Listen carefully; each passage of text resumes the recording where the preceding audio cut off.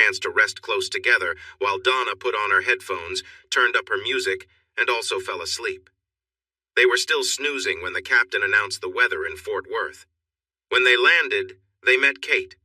Joe and Chris spent a cozy night in their old house, which was slowly becoming their home. The next morning, Joe woke up early to take Chris back to the airport. Although he would miss his classes that day, his professors knew and had given him a chance to make up for it later. He made it to work on time, went to his martial arts class, and called Joe FaceTime when he got back home. On December 4th, he received a flood of texts and social media messages from family and friends wishing him a happy birthday. He was finishing class and starting to reply when Joe's FaceTime request came in. The upset look on her face was surprising. "Good morning, honey," he said cheerfully. "Don't good morning me, you did this on purpose," she replied, clearly annoyed. "What?" he asked, playing innocent. "You didn't tell me it was your birthday. If Donna hadn't asked what I got you, I would never have known. I'm really upset. You do so much for me, but I didn't even have a chance to get you a birthday gift because you never told me when it was." Chris chuckled. "You already gave me the best gift of my life when you said you'd marry me. I don't want you spending your money on something for me. I've got you." Her tone softened, but she insisted. "You should have told me. How have we been together this long and I didn't know your birthday?" "Maybe because you never asked," he replied with a teasing smile. She fell silent for a moment. "Now I feel awful, like I've been selfish. All our jokes about age, and I didn't even know when you were born. I feel so foolish." "Now that you know I'm 26, are you going to give the ring back? Am I too old for you?" "Ha! You're not getting rid of me that easily. Besides, I'll be 19 in 2 weeks, so the age difference stays the same. I hate to cut this short, but I have to get to work. Can we FaceTime earlier tonight? I can skip my workout if you call me at 7. Does that work for you?" She agreed, told him she really loved him even if she felt bad, and he reminded her that she was perfect and shouldn't say anything negative about herself. Chris had changed into a snug shirt and shorts to prepare for his call with Joe when the doorbell rang. He opened it to find a lovely young woman holding a cake. "Surprise! Happy birthday!" she exclaimed as she entered. She placed the cake on the table, lit all 26 candles, and smiled, wishing him a wonderful day while offering to help if he needed anything. She winked and said, "My number is on the card if you need anything," before leaving. He was smiling at the big devil's food cake with thick chocolate icing, which was his favorite, when a call came through. He thought he might get a flirty message, but when he answered, he saw his sister Kate and Joe on the screen. He felt relieved he wasn't in an embarrassing situation. The 3 girls sang a lively version of "Happy Birthday to You," and then Donna told him to blow out the candles. He did so in one breath, and after they cheered, he thanked them for the surprise. They chatted happily for about half an hour, and then Joe took the phone to another room for a more private talk. "I'm not buying you a gift since you told me not to, but I promise you'll get something special from me at Christmas. Now get ready for a little show before we dive into a serious chat." Life returned to normal class, job, workouts, calls with Joe, and bedtime. She brought something new by texting him multiple times a day. Nothing big, just sweet messages, funny pictures, or memes, but each note made him think of her. He started sending things her way, too, and she always replied right away, making him eager for each notification. This was their routine for the next few weeks. Chris wasn't scheduled to return until December 20th, when the workers had time off until January 5th. He didn't mention her birthday at all, making her feel a little let down, though she knew he would surprise her later when he got back. All her classes had finished for the week, so she was relaxing at home in her pajamas, watching a morning show and eating cereal. When she heard a car in the parking area, she frowned and got up to look out the window. It was a car she didn't recognize, so she hurried to check that all the locks were secure and peeked out again. A large man was getting something from the trunk of the car. He tapped the window as he walked by and approached the house. The car started to back out. Joe focused on the man, who was walking confidently toward the front door. Why was he there? And why was the car leaving? She grabbed her phone and got ready to call for help. "Chris!" she shouted when she finally recognized him. He smiled at her excitement while unlocking the door. As he stepped inside, Joe rushed to him, nearly knocking him over with her enthusiastic hug. "What are you doing here?" she exclaimed. Happy birthday to you. Happy birthday to you. Happy birthday, dear Amy Jo. Happy birthday to you, he sang, wrapping his arms around her. You came back for my birthday? Oh, Chris, I love you so much. Thank you. I thought you had forgotten. You're joking.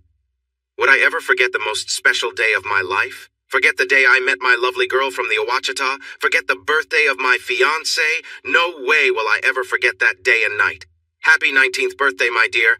Oh, Chris, I love you so much. Now let's get you all set up and I'll take you shopping for the perfect present to go with your gift from me. After that, we can go eat somewhere nice. But how will I know the perfect present if I don't know what your gift is? She asked. After you get ready, I'll show you your gift. It doesn't match your cozy pajamas. She finally let go of the wall, grabbed his hand and pulled him upstairs, her golden hair bouncing as she giggled. She rushed into the bathroom. He sat on the bed, imagining her reaction to the gift he held. She came back in less than 30 minutes, looking beautiful in a black skirt and a white blouse. Does it match this? She asked with a smile. He whistled, pulled a nicely wrapped box from behind him, and handed it to her. She squealed with joy, hopped around and tore off the wrapping. The box had a name on it that she didn't recognize, but it looked like a jewelry box to her. She paused, looked at Chris, and then opened the lid. She gasped and looked back at him. Chris, is this what I think it is? She asked with excitement in her voice. If you think it's a necklace and matching earrings with your birthstone, then yes, it is, he replied. I thought this was a giant ruby.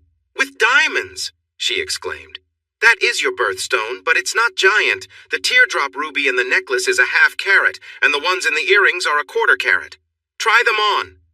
She lifted the necklace from the box, held it over her hand, and asked, Is the metal silver? It kind of looks like it, but not really. No, it's white gold. Here, let me help you put it around your neck, and you can wear the earrings as we go find the perfect dress or whatever you want. Wow, it looks great with this blouse. She hung the earrings and walked to the large mirror in the living room. Oh, Chris, this is too much. In the past, I got a new pair of shoes, or maybe some cute socks. This is just amazing. Actually, it's 2 birthday presents since I didn't get you one last year. Besides, the necklace and earrings aren't as amazing as the beauty wearing them. They hurried down the stairs and out to the garage, ignoring the chilly wind. Surprisingly, she found a white dress with ruby red trim at the second store they visited. The sales clerk admired her earrings and necklace, then praised the dress that complemented her jewelry beautifully. Chris felt the outfit she wore drew a bit too much attention, but he noticed it made her feel confident, so he said nothing. They went out for an early dinner at a cozy Italian restaurant and then started heading home. Joe leaned into him, resting comfortably, but he soon realized she had more on her mind than just a simple cuddle. At one point, he had to gently move her from his lap to keep focus on driving safely through the busy traffic. As they got closer to home, Joe cheerfully said, "No more traffic ahead." She began playfully teasing him, hinting at wanting to try something new. With a playful tone, Chris asked, "Did you pick this up from one of your online videos?" She laughed and said, "I'll show you when we get home." As soon as they reached their street, Joe started her little demonstration, making Chris smile. He parked the car in the garage and relaxed for a few minutes, letting her do her thing while they shared an intimate moment. After a bit, Chris suggested, "How about we try something else now?" With a playful grin, they both adjusted their positions to make themselves more comfortable. Joe moved closer to him and they shared some kisses, enjoying each other's company. The atmosphere was filled with warmth and affection as they embraced. The rest of the evening was a mix of laughter and closeness, and afterward, Joe nestled against him, feeling content. As they caught their breath, Joe whispered, "That was the first time we've been so close like that in the car." Chris smiled, feeling just as content as they enjoyed the peaceful moment together. "I like this. We should try it in the truck too, and in the old car in the barn." When they finally got dressed and headed to the house, Chris was amazed by the lovely vintage Christmas decorations and warm amber lights the girls had put around the porches, windows, and doors. He couldn't believe he hadn't noticed all this when he first arrived. Even more surprising, there was an 8-foot tree set near the window between the living and dining rooms, covered in tinsel, ornaments, vintage amber lights, and a shiny star. The decorations matched the time when the house was built, and there were other pretty decorations carefully placed throughout the dining and living rooms, above the fireplace and along the staircase. How did I miss all this? I must be clueless. Or maybe I was just focused on my beautiful fiancé. Either way, I'm embarrassed but really impressed. These decorations are amazing. Jo felt proud when she heard his reaction, and even more when he praised their choices and the way they had arranged everything. She shared how they had researched Christmas traditions from the early 1900s and how they found the different pieces online. She sheepishly mentioned using the travel card he gave her, but she believed these were decorations they could cherish forever. He kissed her forehead, nose, and lips, telling her they were perfect, no matter the cost. She smiled brightly. Donna was in Nashville and Kate was in Seattle, so they had the whole house to themselves for 3 entire days. Not wanting to give their activities away to the security cameras inside, Chris turned off all the indoor ones but left the outside cameras on. On the sunny and warm 3rd day, he needed to turn off the backyard and barn cameras for a few hours while they enjoyed the outdoors and sunbathed in a private spot. Besides getting some sun, they had the chance to listen to the winter birds, including mourning doves and the white-winged doves that were coming in from Mexico. The mourning doves made a soft cooing sound, while the white-winged doves had a stronger but pleasant call. Many pairs of both kinds were nesting in the live oak trees on the property. Lying next to each other, feeling the warm breeze, watching and enjoying each other's presence, reminded Chris that while video calls are nice, nothing beats being together in person.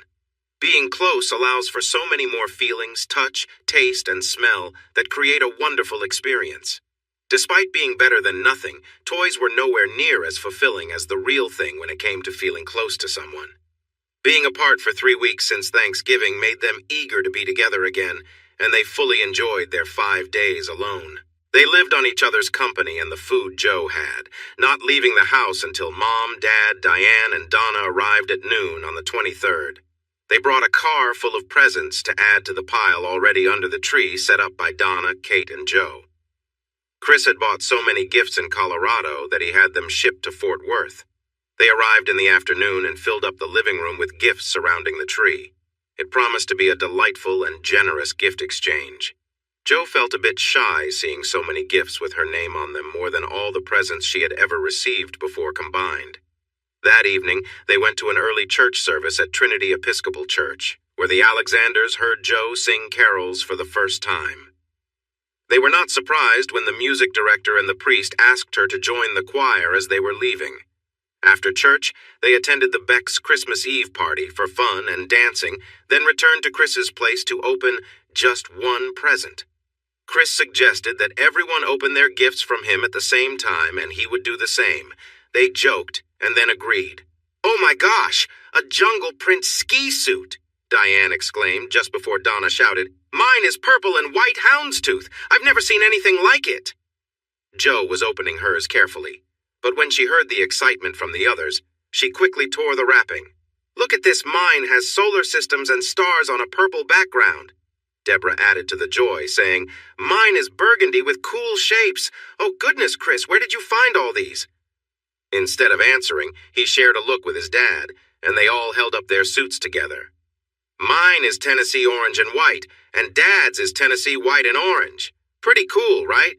Now will be easy to spot on the slopes." "Jo knows where I got them, a little store in Golden. Remember how much you liked the ski suit in the window?" Jo nodded, excited. "I went back after you left in August, asked about a special order, and they offered a great deal if I bought 5. I said I wanted 7, so they made the deal even better, and we chose patterns that are rarely seen on the slopes. Everything was protected from water, and they even threw in ski masks for fun. These unique gifts brought hugs and kisses from Mom and his sisters, a big hug from Dad, and a fun little fashion show from Jo later that night. When they got to their room, Jo excitedly presented a special birthday gift. She wanted him to open it right away. At first, he was puzzled by the colorful set of 5 silk boxers that were clearly for him. But then he noticed the 3 cute pairs of underwear and 2 matching sets, which left him confused. She insisted that he try on all 5 pairs, matching them one by one, and slowly, he began to understand. The next morning, they excitedly dug into their pile of presents. By the end of it all, everyone had lots of nice winter clothes, perfect for skiing and enjoying life in Park City. Jo received her own skis, poles, and boots. The ladies got lovely jewelry, while Chris and Dan received new bird hunting gear. The other gifts for Kate, her parents, and the Beck family would go with them to Utah on the 26th.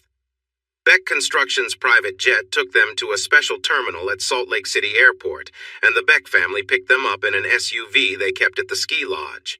They stuffed their luggage and gifts in the back and squeezed together for the 45-minute drive up the mountain. At the Beck's home, Kate and her parents, Stephanie and Ed, were waiting.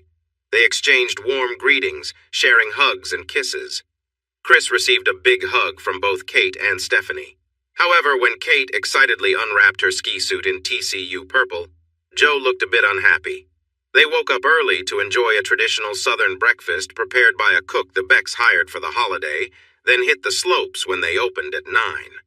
They enjoyed lunch at the Ellison's place, right by the slopes, then skied again until the trails closed. The bright ski suits helped them spot each other, even if there were many young men around helping the girls near the lifts.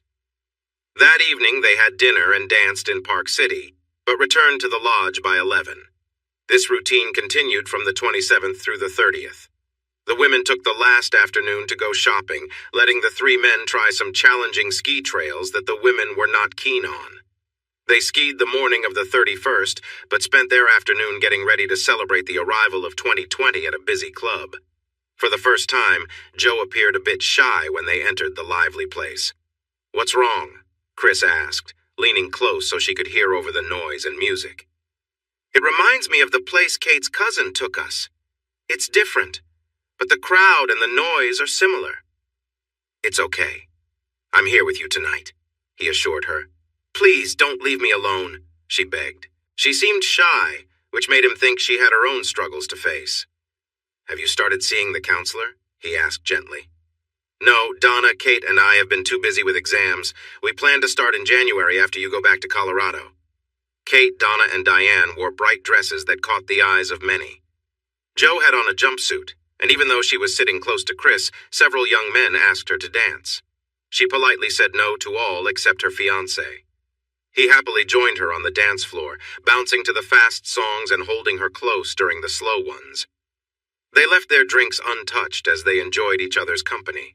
Sandy, Deborah, and Stephanie also wore bold outfits that attracted attention from older men. Many stopped by the table to chat. Both sets of parents and the Becks spent a lot of time dancing, but someone always stayed back to keep an eye on the drinks. It might have been too much, but it made the girls and their dads happy. Chris watched over his sisters and Kate, who came to dance near him during some classic rock songs, but enjoyed dancing with others too. When the band took a break, they talked about whether to celebrate the new year there or watch the fireworks at the Ellison's deck. They decided to dance until 11:20, then head to the Ellisons. When the band came back, Diane interrupted Jo's plan to pull Chris back out for another song. "No way! You've had the best dancer all night! I want my turn before we leave." She took Chris's hand and led him to the dance floor. Chris was a good dancer, but he admired how well his sisters and Jo moved to the music. Next, he danced with Donna, then his mom joined him for a waltz. Kate took him back to the floor just as the band started playing Imagine by John Lennon. Jo was finishing up a dance with Ed Ellison, and after a quick chat, started dancing again. Chris noticed Jo was close to Ed, but Kate was very attached to him. He tried to hold her at a comfortable distance, yet she clung to him, making him feel a bit awkward. Jo was very beautiful, but Kate held her own. The same went for his sisters, his mom, Stephanie, and Sandy. He was sitting at a table with really attractive women, and he knew that every man around was probably jealous. He could tell by the annoyed look from one guy who had danced with Kate a few times, but kept his distance. By chance, Jo and Ed were on the other side of the busy dance floor. Kate leaned back in his arms and gave Chris a flirty smile while getting closer to him. Being taller than Jo, she pressed against him, and he felt a rush of feelings from their closeness. Kate moved against him playfully and looked at him with bright eyes, holding him even tighter. "Thank you for that," she said softly when the song ended.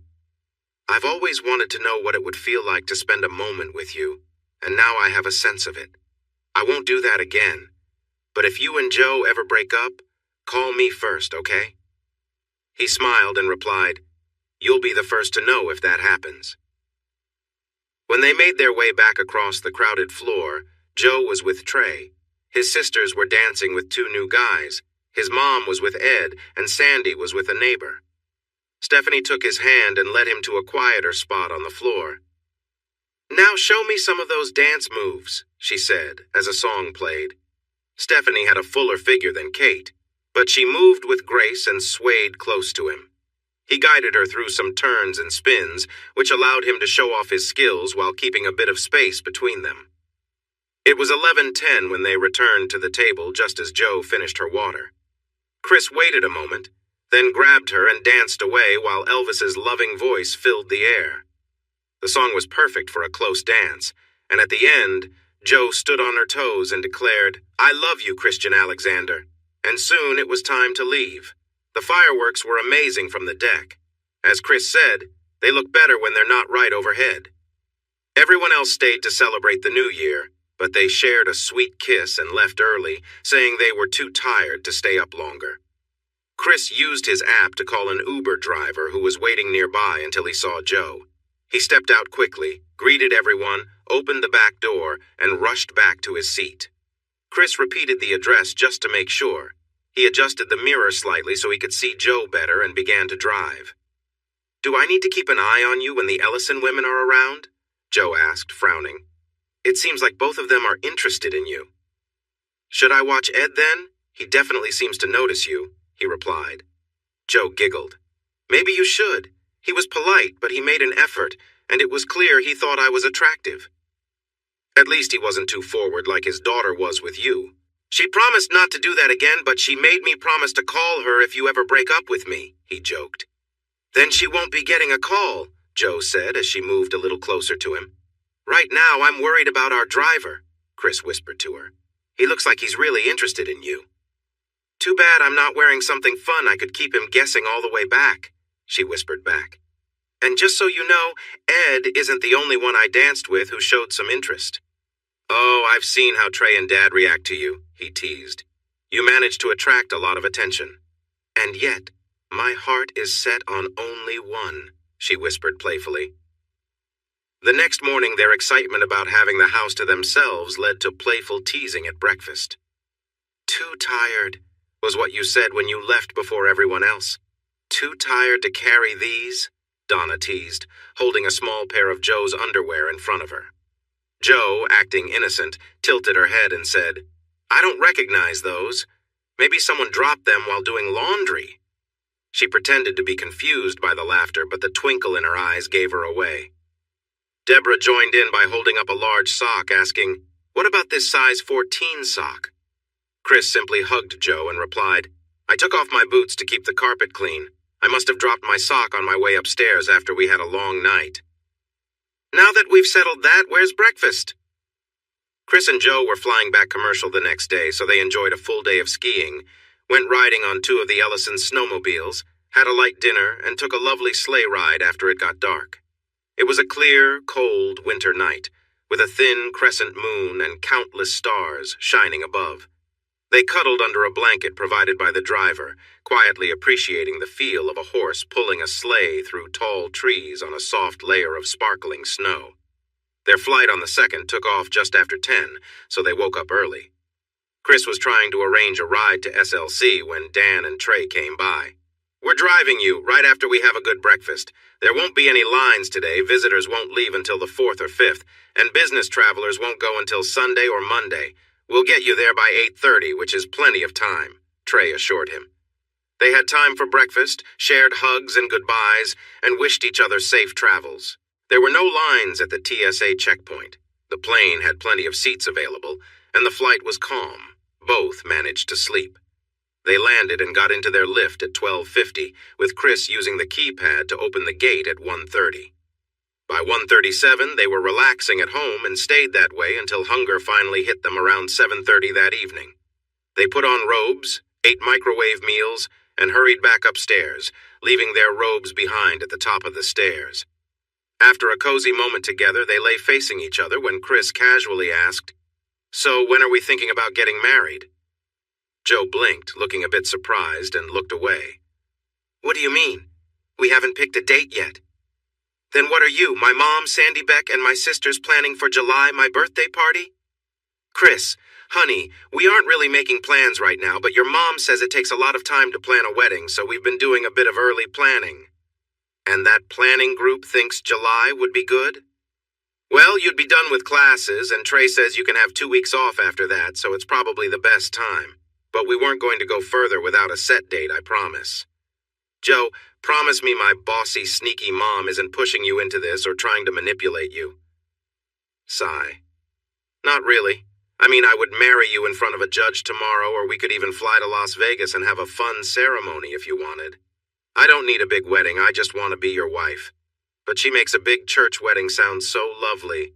It's nice to picture myself as Cinderella. As beautiful as you looked in your fancy dress, I think you'll make Cinderella look plain. Oh, honey, you're so sweet. Let me show you how much I care for you, she said as she gently kissed him. Even though Chris said he wanted to stay bare for the day, they ended up getting dressed the next morning. They enjoyed coffee and breakfast together before heading outside to discuss their plans. The greenhouse should go here by the barn where there's electricity, he suggested. But it would look nicer and be protected from the north wind if we put it over here, she replied. You're right. Should we move the garden too, or keep it where it is and expand later? Let's wait to expand until you move in full time. I did my best to keep the garden watered and picked while you were away last summer. They continued planning together, deciding where to plant the primrose jasmine for more privacy, where to put flower beds, and which flowers to choose. Finally, they tackled the big question Chris had in mind, whether to pave a space for a covered outdoor kitchen that included a grill and a refrigerator, along with his barbecue pit. She seemed unsure, so he explained his idea in detail and asked for her input on designing the kitchen. You've thought about this for a while, haven't you? She asked a bit suspiciously. Honestly, I want a gazebo with a hot tub nearby. It could have shutters to keep warm air in so we could use it all year right here in this empty spot, he said, pointing to a spot close to the house. So you've really been planning this, haven't you? Chris said playfully. Are you thinking about using the hot tub freely? If so, count me in. Anything else you'd like, Princess Joe? He added with a smile. She twirled a strand of hair around her finger and smiled back, saying, Well, I dream of a swimming pool next to the gazebo, but not until we're living here full time. It'll be casual unless Kate or her mom come to visit. And when my family comes to town, he added mockingly. Before they knew it, Sunday afternoon had arrived, and Chris had to go. They had accomplished a lot in 3 days, planning the layout for the kitchen and gazebo, and sketching out ideas for a pool for later. They even enjoyed a movie and some dancing nearby. They felt inseparable until they had to part ways due to their other responsibilities. He tried to convince Joe to spend the week with him in Denver before classes started again, but she was busy with an online class and believed she could finish most of it before school resumed. But not if she was distracted by him all day and night. Besides, to be honest, she could use a break from his energy and her own. Classes hadn't started again, so Chris went to work at 8. He wanted to be there when the team arrived at the job site. The project manager had a coffee truck ready, so the first hour was spent enjoying coffee, chatting, and planning for the week. No big storms were expected. They had a full team, and all needed supplies were available, so the beginning of 2020 looked promising. Chris enjoyed the diverse programming and calm news on the local NPR station. He kept it tuned in while driving around town. His days were busy with longer work hours, workouts, and quality video chats with Joe from 9 to 10 each night. On January 9th, he left the gym after an intense martial arts session and headed home. An interesting talk was happening among some medical scientists and the host about a new pneumonia-like infection reported by the WHO in Wuhan, China. They discussed whether this new illness was a type of pneumonia, a new strain of flu, or a new kind of virus. The host asked if people in America should worry since the cases were limited to Wuhan province. The scientists explained how such diseases spread from person to person, and they acknowledged that with global travel, it would likely reach other places soon. The big question was, how dangerous is it? No one had an answer. Chris was passionate about engineering, but history was his favorite subject in high school and college. He was knowledgeable about past worldwide epidemics, including the severe H1N1 flu pandemic of 1918, sometimes wrongly called the Spanish flu. The first case was actually reported in Kansas, but soon about one-third of the Earth's population was affected, and somewhere between 50–100 million people died. That was a huge loss for the world's population at that time. The Spanish flu wasn't as deadly as the bubonic plague from the 1340s, but neither of those pandemics occurred in a world as crowded and connected as it was in 2020. He felt a little worried and promised to stay updated on this new illness. Classes resumed, and he returned to his regular school and workout routine, keeping his evenings after 9 free for Joe. They loved their video chats, but longed to be together. Chris requested a week off in March to match the CU and TCU spring breaks the week of March 9th, planning to surprise her with a weekend trip for Valentine's Day. News about the new coronavirus found in Wuhan started to appear in mainstream media, and the CDC closed some airports to international arrivals after cases were reported in Japan and Taiwan as well. On January 21st, the first confirmed case appeared in the United States. A Chinese scientist revealed that the illness was spreading from person to person, and many were sadly losing their lives. By January 23rd, China announced that the Wuhan area was under quarantine. By the end of January, it was clear that the disease had spread well beyond China, reaching the USA too. The American government and officials from the CDC reassured the public that there was no immediate danger for those who hadn't traveled abroad, and suggested that the virus might not be very serious after all. However, in early February, things took a turn for the worse. The World Health Organization, WHO, declared a global health emergency, urging limits on international travel. The United States also declared a public health emergency. The Chinese admitted that more people were dying than during the SARS outbreak a few years earlier, and that the spread of the illness was not under control. By late February, the U.S. warned that we were approaching a pandemic, and a cruise ship returned with several infected passengers. Chris was closely following the news. In late January, he raised his concerns with Carlos, the project manager. Carlos believed him and insisted that he inform Trey. Chris did just that, as well as telling his parents. Both construction companies had a stockpile of respirators and N95 masks for use in dusty or potentially harmful conditions. Trey and Dan attempted to order more supplies, only to find out that there was a growing shortage worldwide. Their suppliers provided what they had available, but cautioned that more wouldn't be available for some time. Chris decided to take a vacation and booked a flight to Fort Worth for early morning on Friday, February 14th. By 10:30 that morning, he was in an Uber heading to the airport, carrying a box of Swiss chocolates and a pair of diamond earrings for Joe, as his mom suggested she would appreciate them. He had arranged for flowers to be delivered earlier that morning, and he saw a picture of them when he turned his phone back on at the airport. When Joe didn't return an hour after her classes ended, Chris sent her a message with a heart, asking what she was doing. She replied that she was out eating with friends and sent a picture with her and several others. He responded with a heart and a quick selfie by the stairs. Just after, he received a call from her. With excitement, she exclaimed, "You're really home?" "I'm standing here at the bottom of the stairs," he replied playfully. "I'll be right there," she shouted. "Drive safely," he reminded her before she hung up. She arrived safely but seemed a bit let down when she saw he was dressed, holding the box of chocolates and a wrapped gift. Chris presented the gifts, but she ignored them in favor of hugging him tightly and pulling him toward the stairs. "We can open gifts later. You promised me something fun, and I want it now." Her little dress was on the chair before he could take off his pants, so she quickly took off his shirt, pushed him down on the bed, and crawled on top of him excitedly. She leaned closer, and they shared a passionate kiss. What followed was a good while spent with each other, filled with affection and closeness. Then a little time resting together, and more loving moments afterward. Feeling a bit tired, they chatted for a while, enjoyed some playful time in the shower until the water turned cool, and then got dressed. She seemed to want more of his attention than ever, and he found himself feeling a strong connection with her, unlike anything he had experienced before. "Finally!" Donna exclaimed as they started down the stairs. She and Kate were waiting at the bottom with eager looks on their faces. I thought I wouldn't get to see my big brother today. Joe, you need to share him with your friends. Joe replied playfully. I've missed my fiancé for 6 weeks. I'll let you both have a few moments with him, but he will be back upstairs with me soon. Chris was greeted with warm, tight hugs and kisses from both his sister and Kate, who were really happy to see him. Joe left her gifts on the chair, he said, a bit disappointed. I don't think she liked them that much, but I have something for both of you in the drawer of that little table. Maybe you'll like yours better. They squealed with excitement and rushed to the table.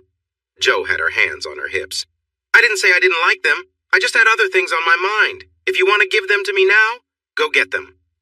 He chuckled and waited for the girls to grab their gifts from the drawer.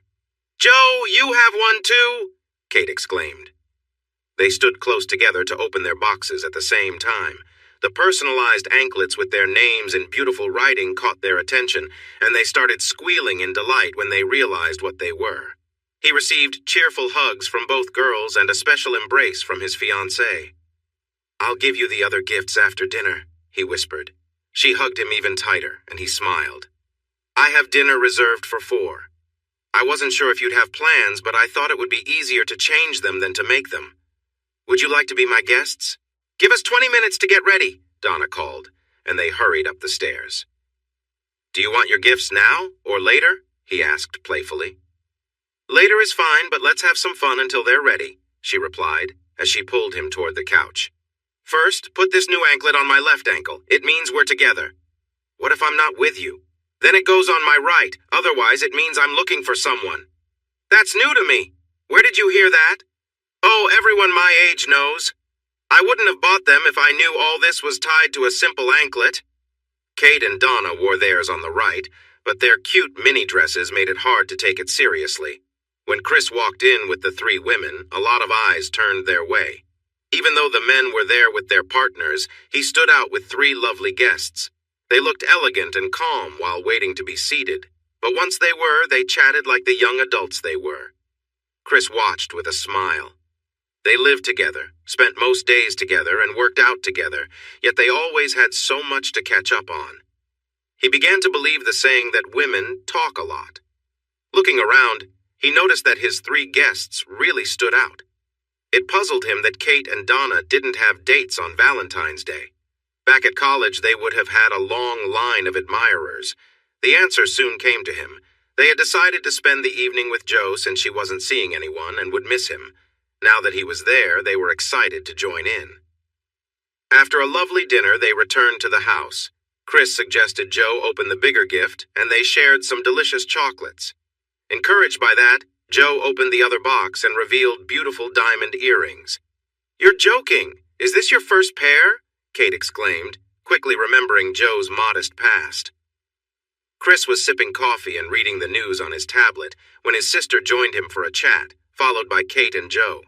He was busy making breakfast with eggs, sausage, biscuits, and grits, while the women filled the room with conversation.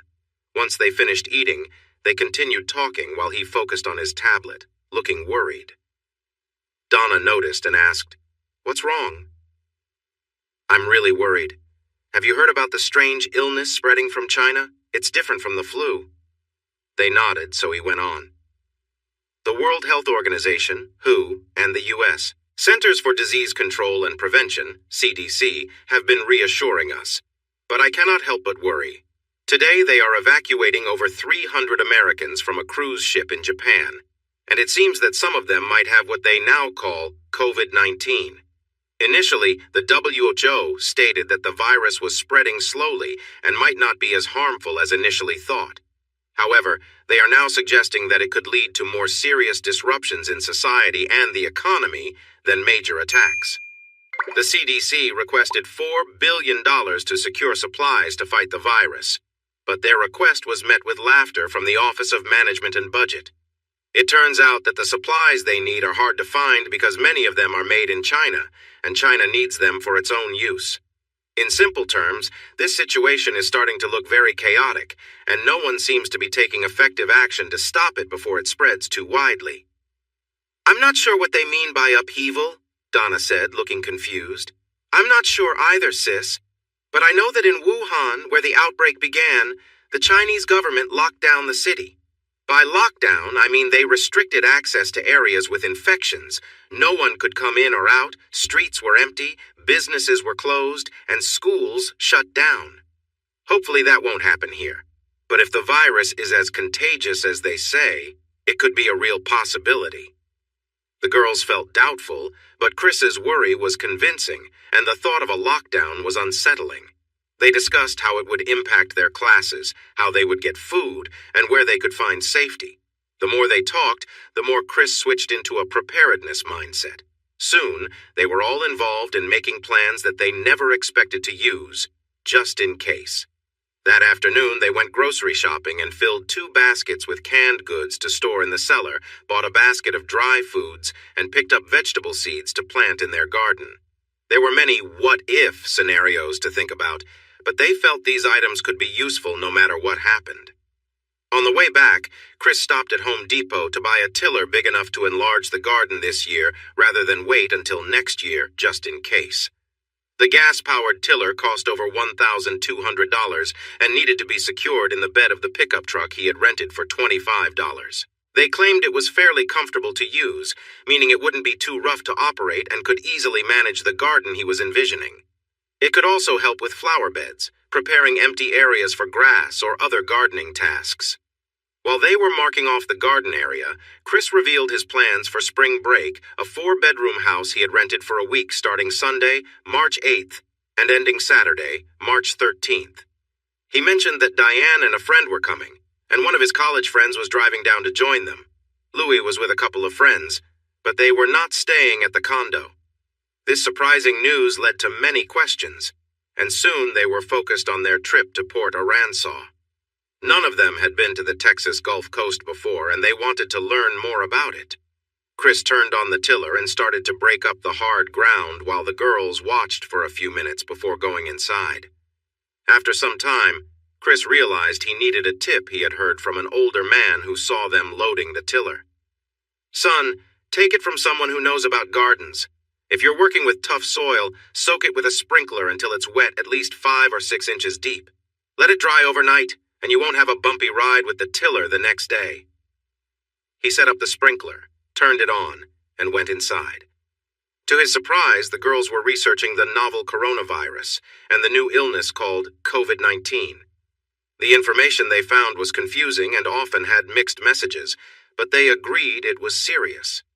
They then went back to planning their spring break on the Texas coast. They learned about Mustang Island, Port Aransas, and nearby Corpus Christi, and made plans for their beach trip, logistics, and what to wear. His flight to Denver was not until 4 p.m., so Chris began working on the garden early Sunday morning. He did not finish in time for church, so he sent the girls to Mass and asked them to bring back some fried chicken or barbecue for lunch. They returned with both, so he could take some Texas BBQ with him. He almost missed his plane, but he managed to get the ground ready for planting. They planted cold-tolerant vegetables like lettuce, spinach, onions, and potatoes. The girls agreed to water the plants like tomatoes, cucumbers, and peppers that were kept in a warm part of the barn.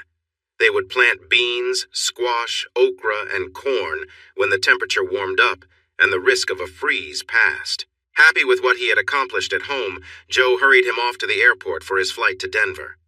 During their nightly video chat, Chris couldn't help but recall their time together. She teasingly asked, "What do you mean?" "Oh, it's all clear in my mind. You sent the girls to the movies, and as soon as they left, you called me to come over. I remember looking up at the stairs and seeing you. When you winked, waved me over, and called me up, I could hardly move because I was so excited." "Well, dear," she replied cheerfully, "I had to share you all day Saturday, and I wanted us to have some us time. I didn't want to waste a moment, so I dressed up just for you. I don't know about red high heels, but you must wear white stockings with your wedding dress. I know you get to make most of the choices, but that's one of my wishes." She laughed happily and then asked, "What about tossing the garter?" "That's easy.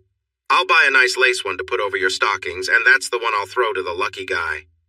She grinned playfully, lifted her blanket slightly, and revealed she was wearing black stockings with lace tops.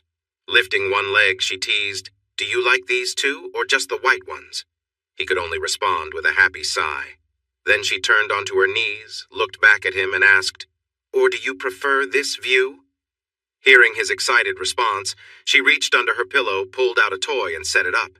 It created a scene of rising excitement. "Oh, sweetheart, I miss you so much," she exclaimed. All he could hear in reply was soft sounds until they both felt the joy of connection. As the news about COVID-19 grew worse, the next week, Chris invited all three of them to join his evening video call with Joe. He suggested that they should only be around people they trusted were well, hadn't traveled, and weren't showing any signs of illness. He also advised staying away from crowds like parties until they understood more about the situation. All three agreed to those ideas, especially since they were studying for midterms in March. So far, they hadn't heard of anyone being sick, which meant Chris's plans to visit and drive them to the coast in the Jeep were still on. When he asked who else would be joining them, both Kate and Sis replied, "Not sure." Later, Kate mentioned that a group of boys they met would be around for the week, and they might spend some time together. The state of Colorado assured Carlos and Trey that construction would remain an essential job if any restrictions were put in place. They would just need to take measures to keep everyone safe. They had a meeting where Chris talked about what was known and believed about the new coronavirus. He suggested they follow the steps he had shared with the others and avoid busy bars and restaurants. There was some complaining, but nobody wanted to get sick or pass it on to anyone else. Carlos told everyone that if they felt like they were coming down with a cold or the flu, they should not come to work. Instead, they needed to call and inform him. For the tough construction workers, this seemed a bit excessive. They often worked even when they were sick or hurt, as it was a point of pride for them. They made their feelings clear to the bosses.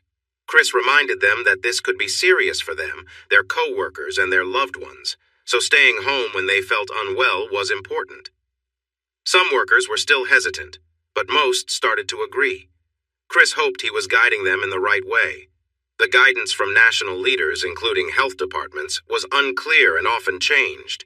Even the messages were mixed. Some were warning about a possible national outbreak, or even a worldwide pandemic. An official from the CDC warned that it could disrupt daily life significantly. Meanwhile, Speaker Pelosi was encouraging people to visit Chinatown in San Francisco, saying that they had the situation under control there. The president claimed only a few people were sick and thought it would disappear, like the flu when warmer weather came, so there was no need to worry. Chris hoped the president was correct, but he trusted the scientists studying the disease. Becoming an engineer requires a lot of science courses, so he believed the work of the medical scientists researching this virus was more reliable than the opinions of politicians. What was sadly lacking were easy tests for COVID-19, clear advice on how to stay safe, and essential supplies for hospitals that were seeing more and more sick patients. The CDC's decision not to allow outside testing slowed things down, and it was reported that without a central plan, hospitals and government organizations were competing to buy masks and equipment, which were already in limited supply. The construction site in Boulder was being handed over to the steel workers on March 6th for the building of the 12-story structure, which would take a few months to complete. Only Carlos and a small group of his current workers were needed in Boulder. The rest were assigned to other jobs, including the TCU Stadium, until they were needed again. The CU interns would stay at the site working under Carlos's guidance, and Chris would come back after spring break. Chris and the others were done for the day by noon on Friday, March 6th. Chris had planned a vacation for the following week to align with CU's spring break. The others enjoyed a long weekend before heading to their new jobs scattered across Texas. Beck was covering their travel costs, paying for flight tickets or giving mileage to those driving home. Chris took a flight home, leaving his pickup at the apartment.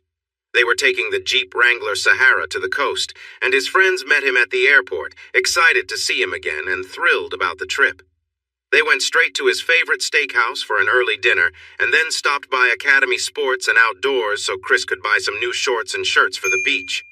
This time, the roommates didn't fall for Joe's attempt to persuade them to go out for the evening, so the four of them enjoyed the warm backyard, worked in the garden, grilled burgers, and had dinner at the picnic table on their new stone patio before nightfall.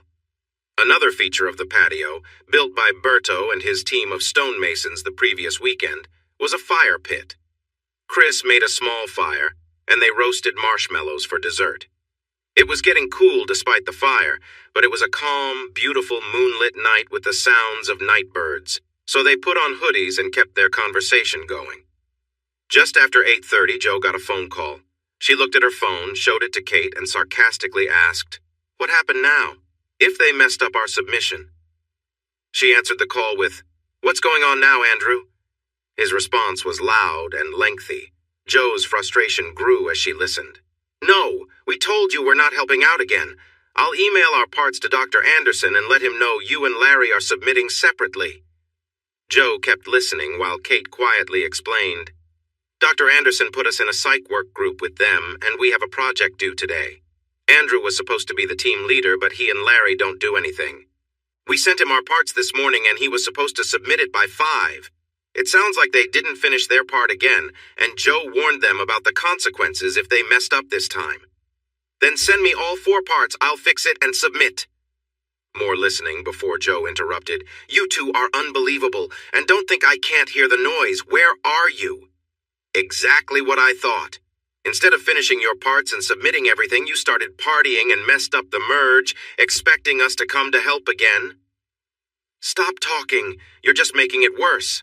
We'll be there in 20 minutes. We need a quiet place, your laptop, and some privacy. If you cause any trouble, I'll call Dr. Anderson right away. Understood?" Jo hung up, turned to explain, but Kate interrupted. "I already told you and we heard you. Blaming it on the merge, huh? Well, the good news is that it should only take a few minutes for 2 focused women, not like 2 people who are not thinking clearly." Chris and Donna offered to help out, but they reassured Jo that they could manage and would be back in about 45 minutes to an hour. "Where is the laptop?" Donna asked. "In Andrew's room in the SIG house," Jo replied. "Call us if you need anything," Chris said as they headed to the Jeep. "We will," they both promised. Once they were gone, Donna moved to the chair beside Chris and in a playful voice said, "Bubby, can you please make me another marshmallow?" Chris laughed. "I remember that little rascal. But aren't you supposed to be sitting on my lap while you ask for those? Or on Dad's lap when you're asking him?" She got up and settled onto his lap, putting on her cutest pout, and said, "Please, Bubby, marshmallow." He hugged her tightly, laughed, and then roasted 2 marshmallows. "Do you want to hold them yourself, baby sister?" "No, Bubby, you're much better at it, and I'm cold, so I'm going to cuddle with you while you cook." She wiggled a bit so he could reach the fire, wrapped her arms around him, and rested her head on his shoulder. "You were such a handful back then, and you still are.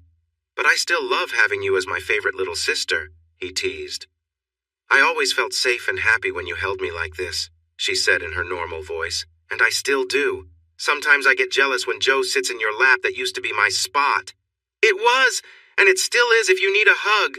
You know I love you too. Now our marshmallows are ready. Let's eat." Donna pulled both marshmallows off the skewer and handed one to Chris, then cuddled up to him again. After she finished, she offered her fingers to be cleaned, then playfully wiped some off Chris's. "Yummy! Now let's cuddle more," she said in her cheerful voice, moving closer just like when she was 4 and he was 12. Chris began to feel a little uncomfortable holding her. She was definitely not 4 anymore, and their parents weren't across the fire smiling at them. But Donna was already relaxed. She fell asleep quietly within 5 minutes. Chris held her, watching the fire and listening to 2 owls hooting to each other.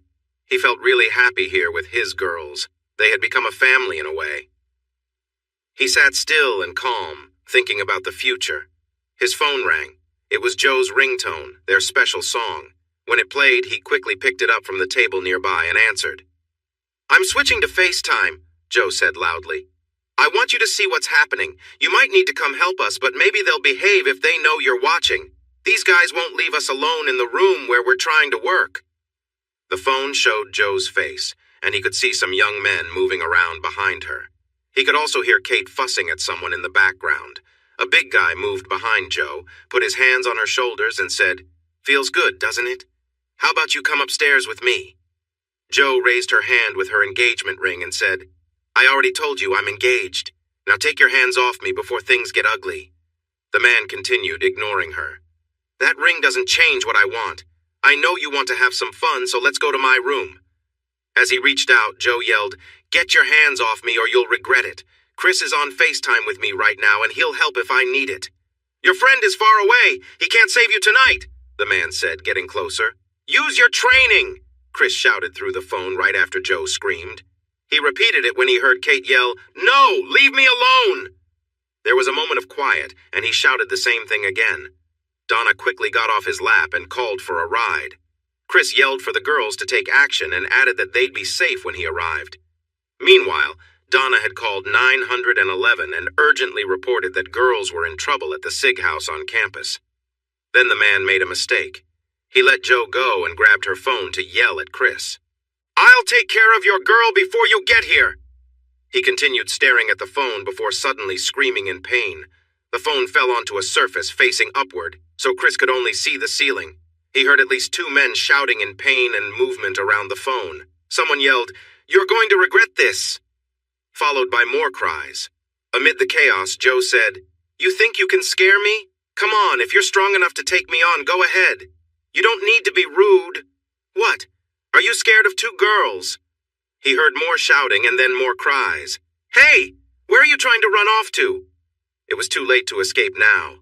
The flashing lights meant the police had arrived, and Joe had everything on video. Joe's voice faded away as Chris shouted, "Joe, Kate, are you okay?" Kate's face appeared on the screen. "Chris?" "Yes, Kate. Are you guys all right?" "I am. Joe is chasing them down the stairs. She's really angry. They must be glad the police are here to keep her from getting to them." "What about you?" Chris asked. Kate spoke quickly, making it hard to understand, but he caught some of it. "Larry's finger is broken, and I hope he gets what he deserves. After I dealt with Larry, I went after Jack's friend Otto, who wouldn't stop bothering me, but he ran away when Joe took Jack down with a kick to his knee. Jack was on the floor yelling, so Joe faced Andrew, who started shouting at her. She shouted back, and when he tried to hit her, she dodged, jumped, and kicked him in the face. The rideshare dropped them off at the frat house, where several police cars and an ambulance were parked with their lights on. A crowd of people was gathered, chatting and taking photos. Chris noticed 4 boys in handcuffs on the ground, 1 in the ambulance, and 2 agitated girls waving their arms around while still in cuffs. The police warned people to stay behind the yellow tape, but they saw one of the female officers checking something on her phone while Kate talked to her. The officer called over a man in a suit. He looked at the phone for a while, nodded, and spoke to her and the girls. Soon the handcuffs were taken off, and they were released. They piled into the Jeep and drove home. Still buzzing from the night's events, they excitedly shared stories about the boys' poor actions after finishing their project and sending it to their teacher, along with an explanation of what had happened. Then they acted out their reactions to the bad behaviors, saying things like, "He was standing like this, so I did this." They even watched the video Kate had recorded when things started getting out of hand.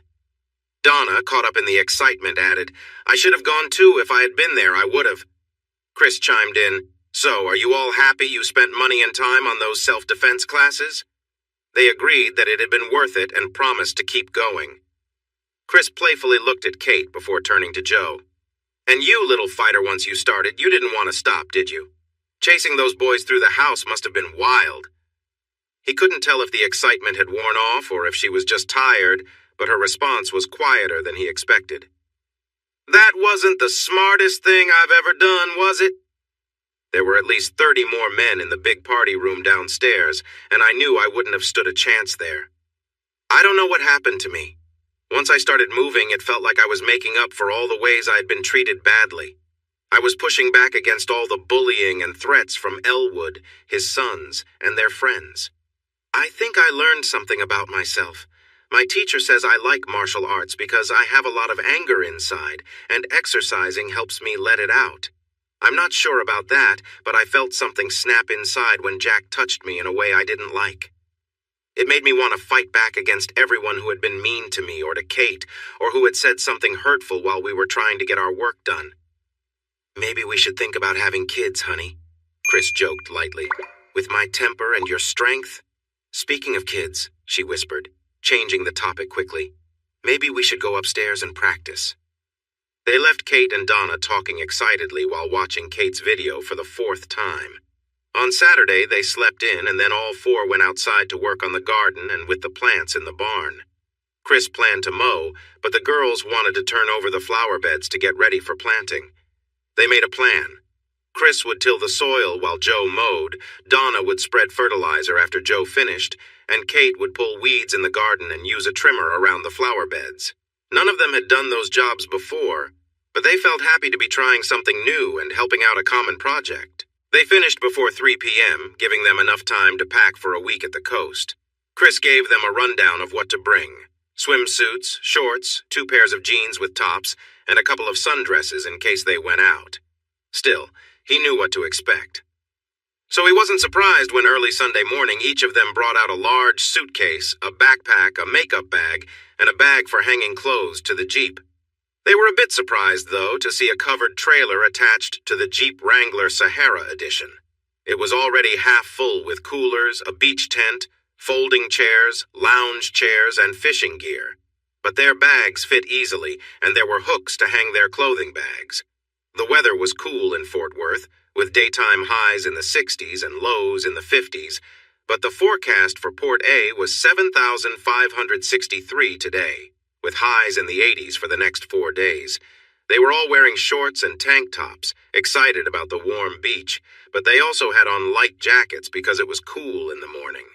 None of them had traveled on Interstate 35 before, but they had heard stories about heavy traffic, fast cars, and construction that seemed to go on forever. Still, it was the best road to take until they reached Waco, where they could switch to smaller, nicer highways. Just north of Waco, they stopped to buy some tasty Texas pastries known as kolaches and clobas necks. These treats were filled with fruit or sausage and were perfect with large cups of coffee. As they left Waco and drove on US 77, they enjoyed the view of Texas ranches and farms. They passed through towns like Cameron, Milano, Lexington, Giddings, and LaGrange, and stopped in Schulenburg to stretch their legs and grab some soda. There was also locally made jerky for sale, so they tried beef, pork, and turkey jerky for snacks. They continued through more farmland until they reached Victoria, entering the coastal plains region.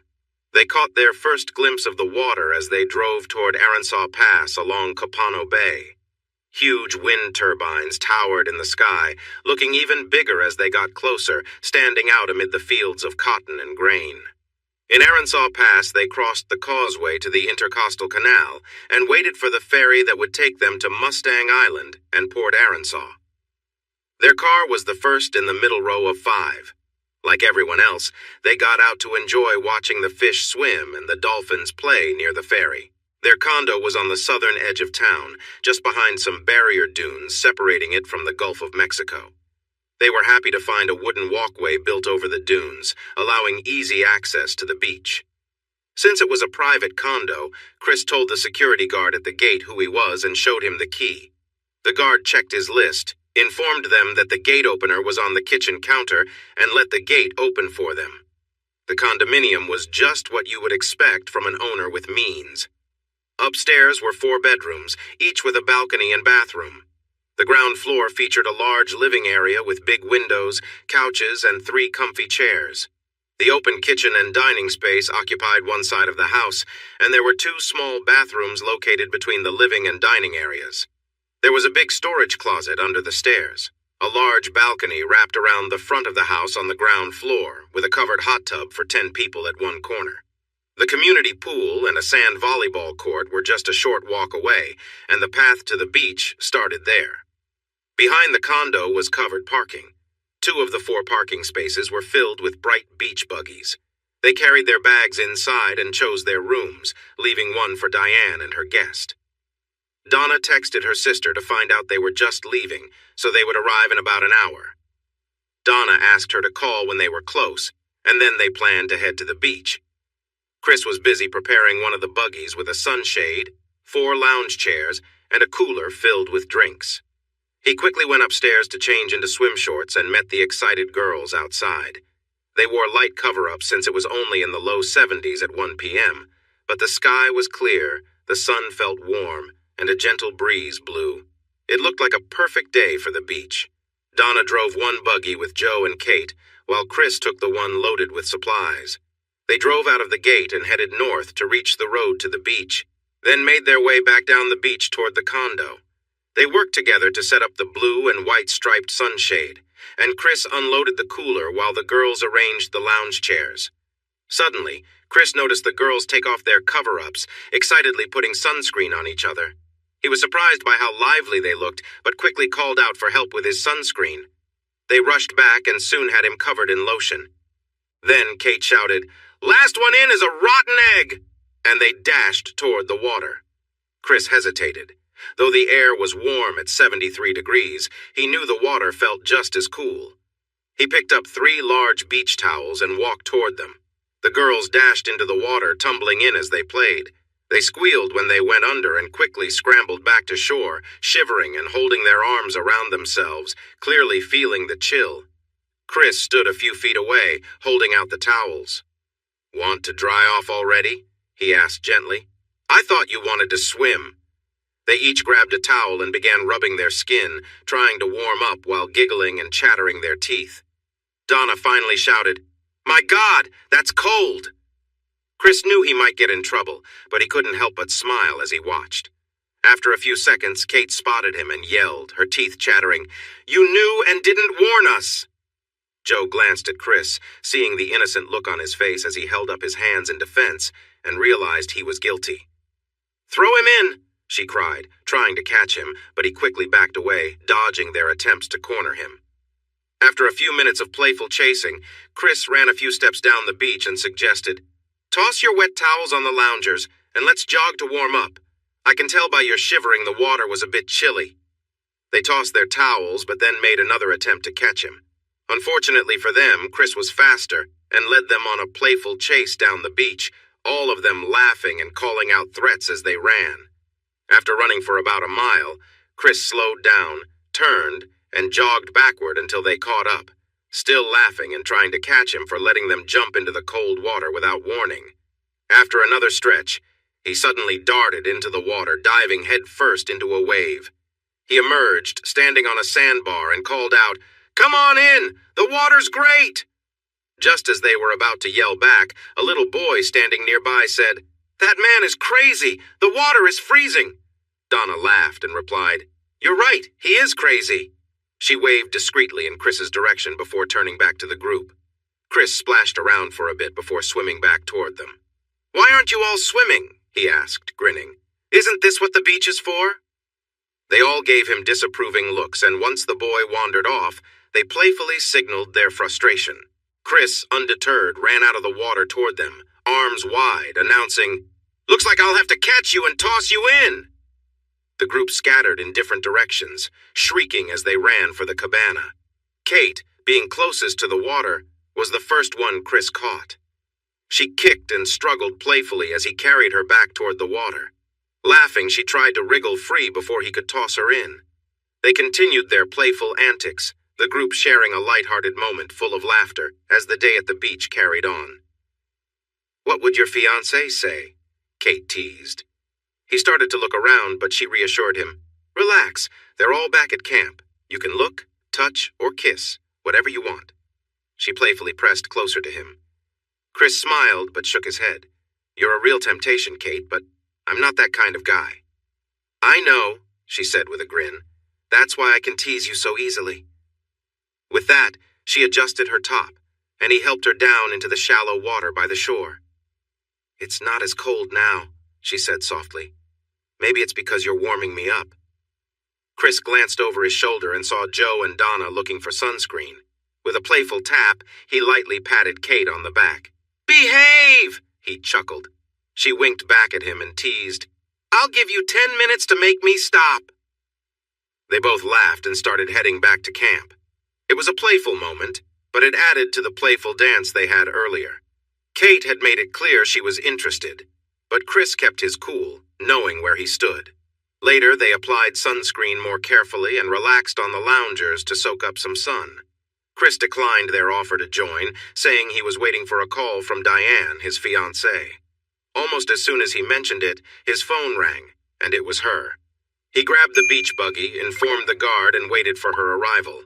Moments later, his phone rang again. This time it was his college buddy, Wayne, checking on their location. Chris described the camp and hung out until Diane and her friend arrived. Diane's car pulled up and Chris waved, opened the gate, and led them to the condo. After a warm hug, Diane introduced, "This is my boyfriend, Dale. He plays second base for the Commodores." Dale was tall, athletic, and looked every bit the part of a ball player. Chris showed them to their room, gave them the front door code, and then took them down to the beach. Wayne and his group of friends arrived around the same time. They exchanged cheerful greetings, and Wayne reassured Chris, "Don't worry, none of us have any symptoms. We've been cooped up in the car for 2 days, so we're all good." Chris laughed and welcomed them. Diane then caught everyone's attention by removing her cover-up, revealing a swimsuit that was more revealing than the others. She confidently asked Dale to help her apply sunscreen, clearly enjoying the attention. Dale obliged, and although he tried to stay focused, it was obvious he was a little flustered by her presence. The other guys noticed too, except Chris, who quickly looked away and made his way over to his fiancée, offering to help her with some more sunscreen. And with that, the group settled into a day of fun and relaxation at the beach. Her skin was shining with the oily lotion, but she said she was fine, so he started with her feet and worked his way up. Wayne and his friends, Bill and Todd, were enjoying some beer and chatting with Donna, Kate, Diane, and Dale. They were all around Chris's age, single, and down in Texas for spring break before heading back to their jobs in St. Louis. They joked about being too old for this, but wanted to have one last fun time together. Their other friend, Barry, was staring at the 4 girls while sipping a big drink from a large cup. When Chris first met Barry, he felt uneasy. Barry was tall and heavy-set, about 6 of 1 inch and 225 pounds, with a noticeable belly to match his big chest and arms. He was going through a divorce and boasted about it, claiming he had many spring breaks ahead of him and was eager to meet new people after being tied down for 2 years. Chris was careful when putting sunscreen on his fiancée. He didn't want to give Barry anything to think about. Barry's gaze was so obvious that it made Joe frown back at him, but it didn't seem to make a difference. After an hour, the girls decided to move their loungers into the shade because the sun was leaving white marks on their skin. Wayne offered everyone a beer from his cooler, but the girls, along with Dale, chose water instead. Chris accepted a beer and Wayne went to grab it from his Tahoe. Barry offered his drink to Joe and said, "I bet these lovely ladies would like a mixed drink. I have bourbon or vodka with Coke or Sprite. What do you say?" All the girls turned him down, with Diane saying they needed water to stay hydrated. He laughed. "You ladies don't get it if you're not drinking. You're not having enough fun."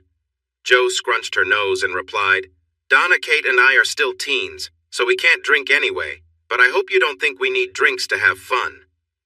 Kate broke the tension by playing the Beach Boys on her MP3 player. "Surf City! Let's dance!" she shouted, and began moving in the sand.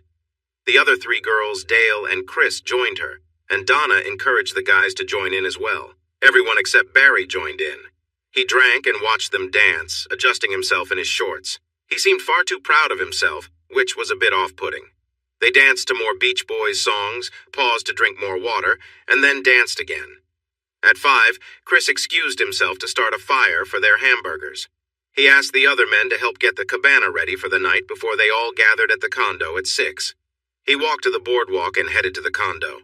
At 5:45, 2 beach buggies and an SUV arrived, and the girls went inside to prepare vegetables for the burgers. The men joined Chris by the grill, and it quickly became clear that Barry had been drinking too much. The more he drank, the louder and more annoying he became. The girls set up the picnic table on the balcony, placing the vegetables and sauces in the middle before joining the men. Soon, all 4 men were frowning at Barry, and Dale looked like he might get angry if Barry put his arm around Diane again. Donna and Kate moved to the other side of Wayne to stay away from him. After Barry hugged Joe and complimented her, she stayed close to Chris. Chris shot a glance at Wayne, and they stepped over to the hot tub. "Your friend needs to calm down. The 4 girls here are important to me. My 2 sisters, my fiancée, and her roommate, whom I need to look out for. Get him under control, or we need to ask him to leave. I don't want to hurt anyone, but I will if I have to." Wayne sighed and called Todd over. "Barry's crossed the line. Can you talk to him, or do we need to go?" "Looks like he can't help himself," Todd said quietly. "He messed up his marriage with a wonderful woman because of someone else at work. I thought bringing him here would help, but maybe not. Let me see what I can do, and I'm sorry, Chris." After taking a shot, Todd managed to keep Barry in check during the burger cookout. However, Barry continued to drink and got worse as the night went on. Chris glanced at Wayne, who nodded, and they decided to leave. As they got in the car, Barry boasted about his plans for the night. The rest of the group had a great time, and getting rid of Barry made the evening even better. 2 hours of happy chatting and stargazing later, they started to feel tired, said goodnight, and went to bed. As for the weather, Monday, Tuesday, and Wednesday were mostly the same. Warm in the mid-80s with low winds and plenty of sun. Each day began with coffee on the balcony, enjoying the warmth of the rising sun, followed by breakfast and a walk to the beach. After setting up their area, they looked for shells and driftwood, then returned to relax in the shade. They enjoyed sandwiches for lunch, talked, and took another stroll along the shore. The beaches further north near the pier were busy, with many flags waving above tents and RVs as they walked that way. By early afternoon, groups of college students could be seen driving up and down the beach. Every day when the boys saw the girls, they would pull up close to the camp in a couple of cars, and the excitement would start. Chris and Dale acted like camp leaders, even asking the boys if they had any colds or fevers before letting them come near. They got some strange looks, but Dale didn't want to miss baseball games or let Diane get sick, and Chris wanted to keep his 3 campers safe from illness. No one was quite sure how deadly COVID-19 was around the world, but the World Health Organization said it was about 4%. The American president thought differently, mentioning 22 deaths from 544 cases in the U.S., and he kept saying it would disappear soon with warmer weather. It didn't seem too dangerous at the moment, but it was very easy to spread and could cause many more infections than the usual annual flu deaths. Despite the clear lack of worry from most young people they met, Dale, Chris, and their friends stayed careful about meeting new people. That night, they went to a restaurant called Virginia's on the Bay, choosing to eat in the quieter upstairs area at an outdoor table, and they decided not to visit another place afterward since it was too crowded. Chris thought about how worrying about crowds might not even matter if the virus was highly contagious, but no one really knew what to do. So he used his common sense and knowledge to try to stay safe. Tuesday was a lot like the previous days. Sunny, a day at the beach, relaxing, and enjoying meals in the shade. In the afternoon, they went shopping. Encouraged by Diane and some other girls they had talked to, the 3 19-year-olds bought colorful bikinis, shorts, and tops. Dale and Chris exchanged looks, realizing they would attract even more attention on the beach wearing those outfits. On Wednesday around 11, Wayne, his friends, and 3 young women arrived at the camp. It seemed everyone, except for Bar the Great, had found someone since they last saw each other on Sunday, and Bar had a swollen eye. He looked even grumpier than usual and was sipping from a large mixed drink. As always, there were many college students at the party tent they had set up nearby, moving back and forth between the striped cabana and the party tent, which was filled with loud music. Most of the group were Aggies, but they didn't fit every stereotype, even though they were proudly flying 3 maroon and white Texas A-Day Andy-M flags. Dale brought a gold and black Vanderbilt flag, and Kate had a purple and white TCU flag, so they happily tied them high on the cabana posts with twine.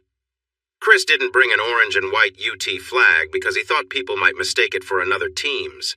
Instead, he parked his orange Jeep Wrangler Sahara where everyone could see the University of Tennessee stickers. The group was talking about going out dancing that night, but Chris wasn't keen on the idea. They all knew each other well enough, but he didn't want to mingle with too many new people. He wandered back to the condo complex to talk with the manager and then headed back. When he returned, he noticed Jo and her roommates were in the other tent with some other girls and a group of boys. They were dancing to the Beach Boys, and everyone seemed to be enjoying themselves. It looked like good, innocent fun, just college kids having a great time while respecting one another. He walked over to join them. When the music paused, he raised his voice and made a suggestion. "I know many of us want to go dancing tonight, but I'm a bit worried about the new virus. So I found an alternative. The manager has offered us the social hall here for a dance, but we have to finish by midnight and leave it clean. I was just there, and it's a nice space with good sound and speakers. Maybe we can get some playlists together for different types of music. What do you think? It's better than going to a crowded bar that might be unsafe, right?" There was a buzz of excited chatter for about 10 minutes, mostly from the girls, until one of them spoke up. "We like the idea, but we want to dress up a little. Not too fancy, but not beach clothes either. We'll wear sundresses or rompers. Are you guys willing to dress nicely and wear dancing shoes?" The guys agreed, but this sparked a lively discussion as they shared their outfit ideas. Once they decided on their clothes, Chris gave parking instructions, since the social hall had its own parking area outside the gates, which wasn't easy to find. The women wanted to decorate the hall, but Chris reminded them to keep it tidy before they left at midnight. As they were getting ready to change, one of the boys called out loudly, "Wow! Maybe this virus is serious. They just canceled the Houston rodeo." This news caused a stir. The rodeo, known as the biggest in the world, brought a lot of money to the city each year, so canceling it wasn't a small decision. Someone else added, "I didn't say anything before because I thought it wasn't important, but the health organization just called coronavirus a worldwide pandemic." Everyone left feeling more thoughtful. When they returned to the condo, Chris learned that all classes at his university would be online for the rest of the semester. Soon after, Joe, Donna, and Diane checked their emails and found out that their school had extended spring break until March 20th, after which classes would also be online. Diane and Dale checked but didn't find any notices. At the dance, about 2/3 of the invited guests showed up. Those who were there enjoyed the music and dancing, except for one person. Barry, who was getting drunker and more forward since leaving the beach, seemed to focus on Joe. As one of the hosts, Chris was kept busy from 8 to 9 getting things started. When he went looking for Joe, one of the guys told him she had gone outside with Barry. This worried him not because he thought Joe was interested in Barry, but because he knew Barry could be unpredictable. Chris stepped outside to look for them. He didn't see them in any cars, but he heard voices from the side of the building. He peeked around the corner and saw Joe and Barry sitting in chairs, leaning toward each other. Joe had both of Barry's hands in hers. It looked a bit concerning, but what he overheard cleared things up. Joe was speaking softly, telling Barry he needed to call his wife first thing in the morning to apologize for everything and ask to meet in person. Barry was quietly shaking his head and seemed upset. "She's not going to give me another chance. I hurt her too much, and I lied to her when I got caught. I knew she would leave, so I told her I didn't care and that I could find someone younger if I wanted to. That really hurt her. She won't get over it easily, and she wants the kids, the house, half of everything, plus child support. I'll be broke. Barry, the courts will give her those things anyway. She's not asking for anything more. I'm sure she's angry with you, but that divorce paper is just her way to protect herself. But if you're not ready to call her and try to fix things, then you can keep drinking, continue acting like a jerk, and face the consequences. You might lose your job and face some trouble, but hey, it's party time." Barry's crying grew louder until Joe stepped in. "Todd says your wife is amazing and you both love each other. You're 32, have 2 kids, and clearly care about them. Aren't you mature enough to admit your mistakes and ask for forgiveness? Even if she doesn't take you back, don't you want to stay connected with your kids? I just don't get what you're thinking." Barry cried silently for a couple of minutes before he started to calm down. He looked up and said, "You are really wise for someone so young. I guess I haven't figured things out yet, but I'm going to change that. I'm done with drinking. Tomorrow I'll have coffee and call her as soon as she wakes up. She might tell me to leave and I would understand, but at least I'll hear her voice." "Barry, you won her over before. Don't forget how to be charming. Lately you've just seemed rude, but I know you can be likable if you take care of yourself and get a more mature haircut. Will you call me after you talk to her?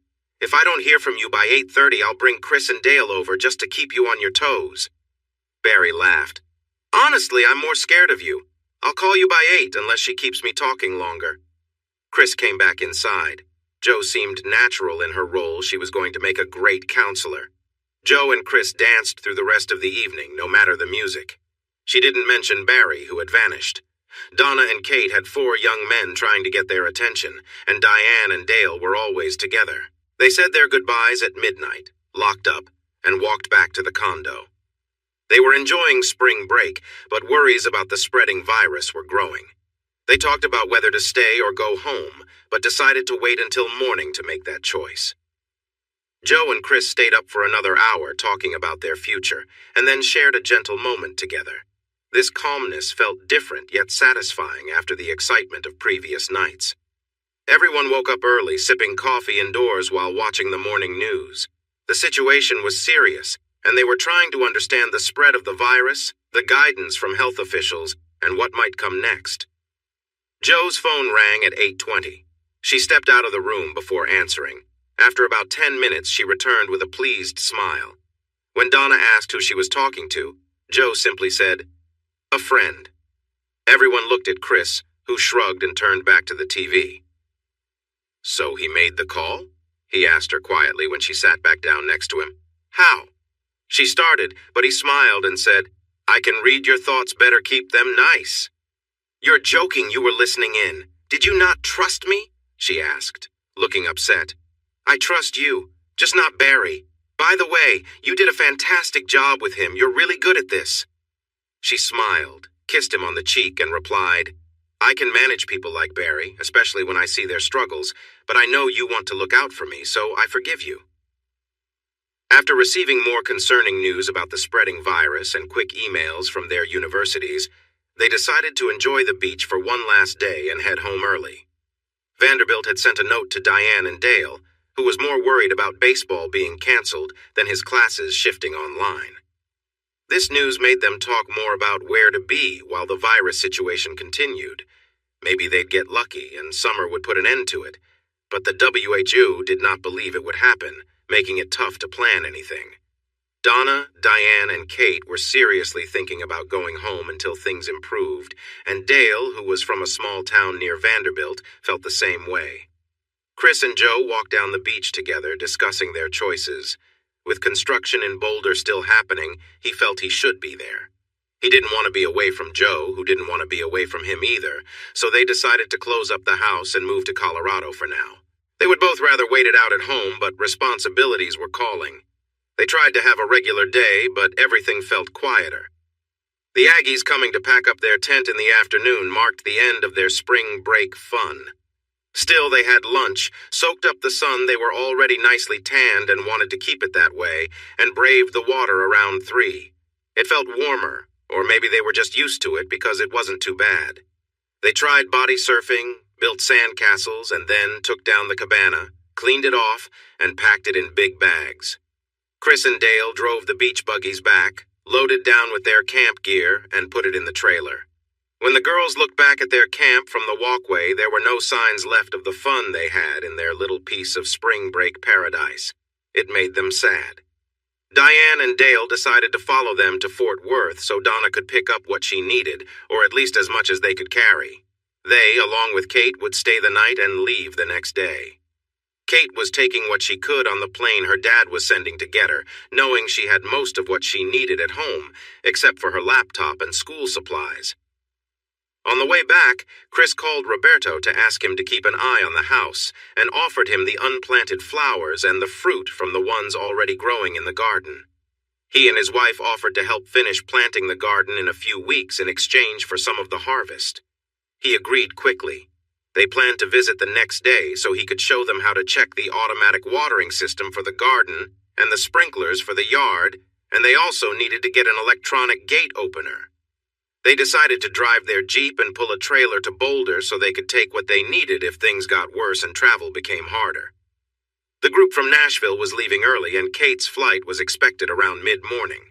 Joe and Chris had more tasks to complete, so they intended to watch the sunrise on their drive west Sunday morning. They shared a heartfelt Friday night, and Saturday morning was even more emotional before they decided to part ways. Dale and the Alexander girls were heading east to Tennessee at 7:30, and Kate's ride arrived at 9:30.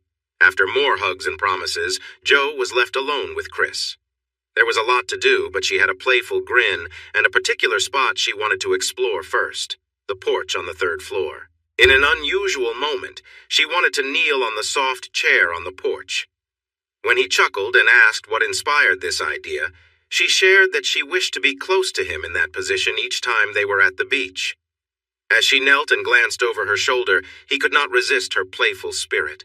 Her joy grew as they shared this moment.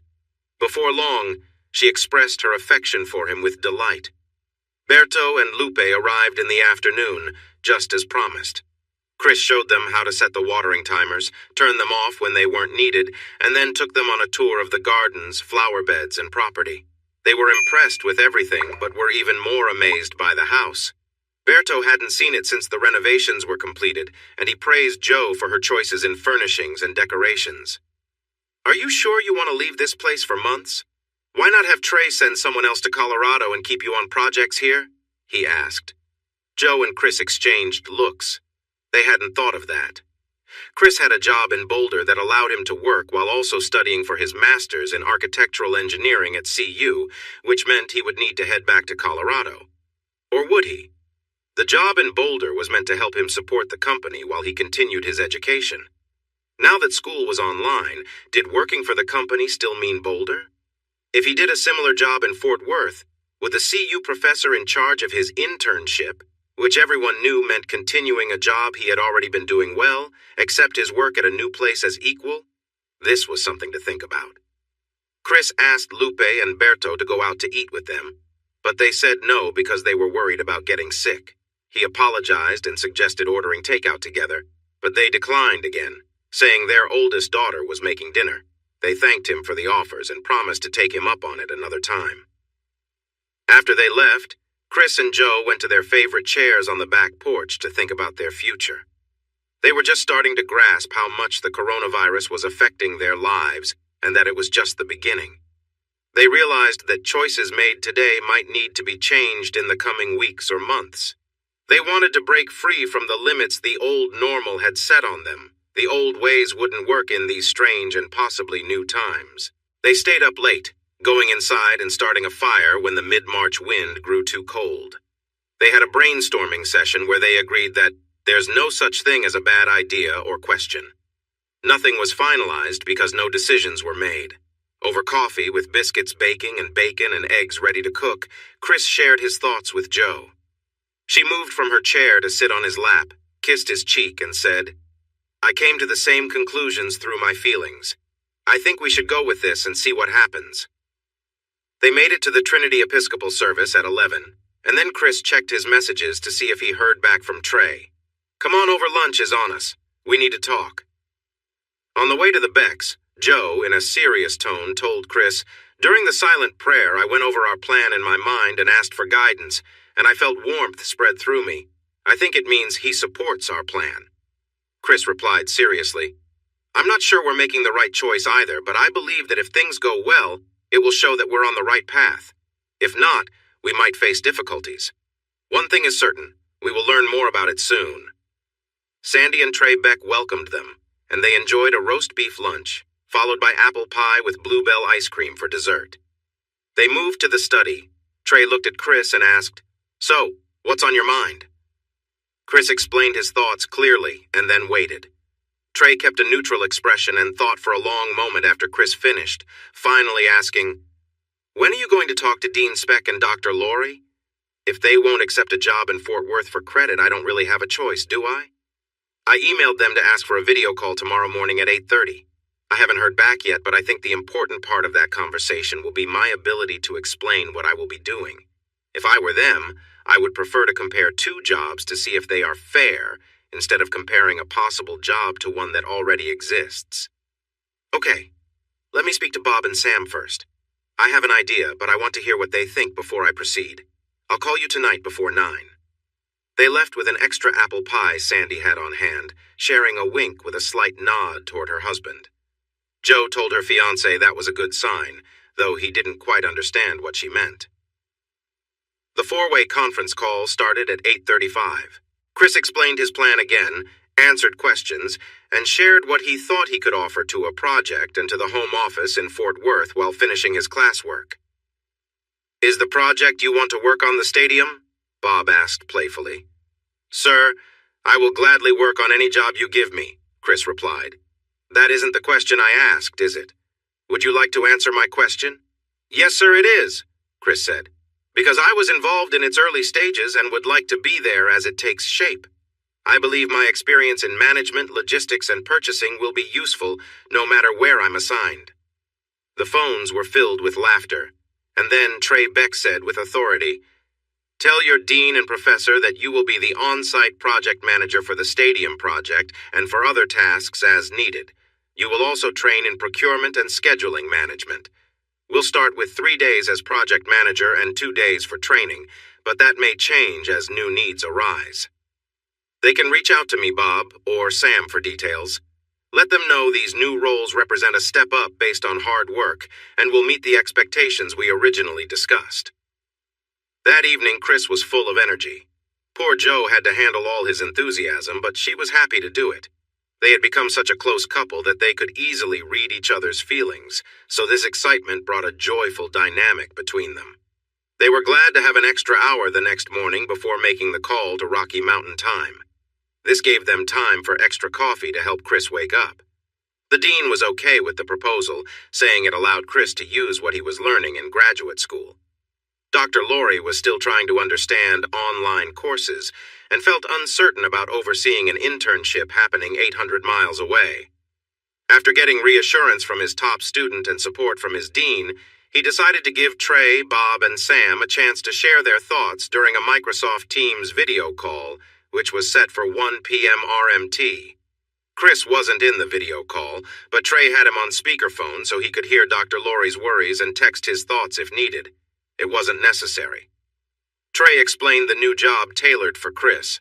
Bob clearly outlined his responsibilities at the worksite, while Sam described his main office duties as a trainee. Since this new role was much higher than Chris's current position as an assistant project manager in Boulder, and Trey added an exciting offer for a plane ride to observe Chris at work, Dr. Laurie agreed.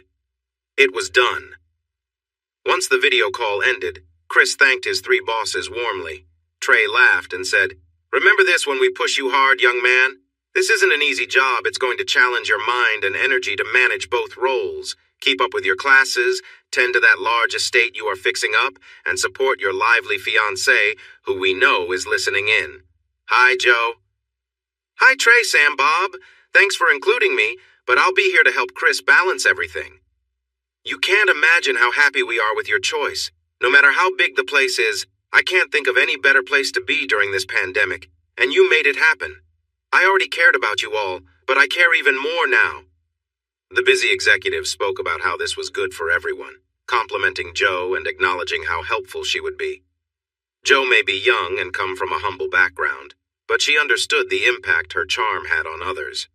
Chris wrapped up the call with another heartfelt thank you, and they celebrated together. "We should do something nice for Roberto and Lupe, maybe cook for them and their kids or get them something special. Without his guidance, we might still be cramped in that small apartment in Boulder, worrying about our home, garden, and flower beds, while you would be stuck there all day while I worked. Berto may not have my degrees, but he's got a lot of common sense. Call him as soon as he is off work," Joe suggested. "We owe him so much. Let's start with a simple thank you and see how we can show our appreciation. In the meantime, you and I should head upstairs for our own little celebration. Later we can fill in your family and Kate. I know they're going to be so happy for us." Clothes were scattered as they hurried up the stairs to the 3rd floor, where they celebrated joyfully. Roberto chuckled, teasing Chris about missing the big picture. He and Lupe were eager for some fresh tomatoes and vegetables from the garden, but they decided on hamburgers and hot dogs for dinner once things calmed down. He ended the call with excitement about working with Chris again and mentioned he'd see him the next day. Joe and Diane had set up Zoom accounts for school, so they called the Alexanders. The Alexanders were delighted with the new plans. They had a nice chat until Mom brought up a different topic. "Did you know many churches are going online and gatherings over 50 people are being limited? I hope things get better when the weather warms up. But if it doesn't, what will we do about your wedding?" Chris replied, confused. "But I don't remember picking a date, Mom." She looked surprised and then shy. "We were hoping for a wedding in July. Trey plans to give you some time off after classes, so we thought, Mom, are you trying to take control of my life again? Joe and I should choose the date first before any plans." She looked a bit embarrassed, but then she quickly recovered. "Son, it usually takes a while to plan a wedding. We're already a bit behind, but we've done some initial planning. And those plans might not work now, right? This situation isn't going away just because the weather changes. It has been spreading in the warmer parts of the world, just like here." As Berto said, it's time to think differently. Old plans won't work during a pandemic, and it's getting worse. Also, Diane, Dale, Donna, Kate, and my bosses with their families aren't close to 50 people. You planners might want to think about making a smaller guest list with just close family and friends. We may have to consider getting married in our backyard now, and then have a big reception in Nashville when it's safe and everyone is vaccinated. Right now, we have to decide if we want something like that or wait until this pandemic is over, which could take years. I haven't talked to Joe about it yet, but since we are studying from home, we could get married now and have a honeymoon whenever it's possible, with you holding a reception later. Joe, Diane, Donna, and Dan all smiled, watching Deborah, who looked quite worried about the idea of a small wedding. Before she could respond, Dan chimed in. He's right, Deborah. These times call for sacrifices, and we have to rethink what we want and what we can do within the limits of the current situation. We're already making adjustments in our business, the way we eat, grocery shop, and live every day. Schools and colleges are closed. Churches are being asked not to gather, and only essential businesses are allowed to open. I doubt you'll be able to get approval for a 400-person wedding right now. Deborah sighed deeply, looked directly into the camera, and said, Can you give me a little time to process this? Maybe Joe and I can talk over the phone in the next few days and help me figure things out. She deserves an amazing wedding, and so does my only son. They still had a couple of things to sort out: Chris's apartment in Boulder and his truck, which was parked there.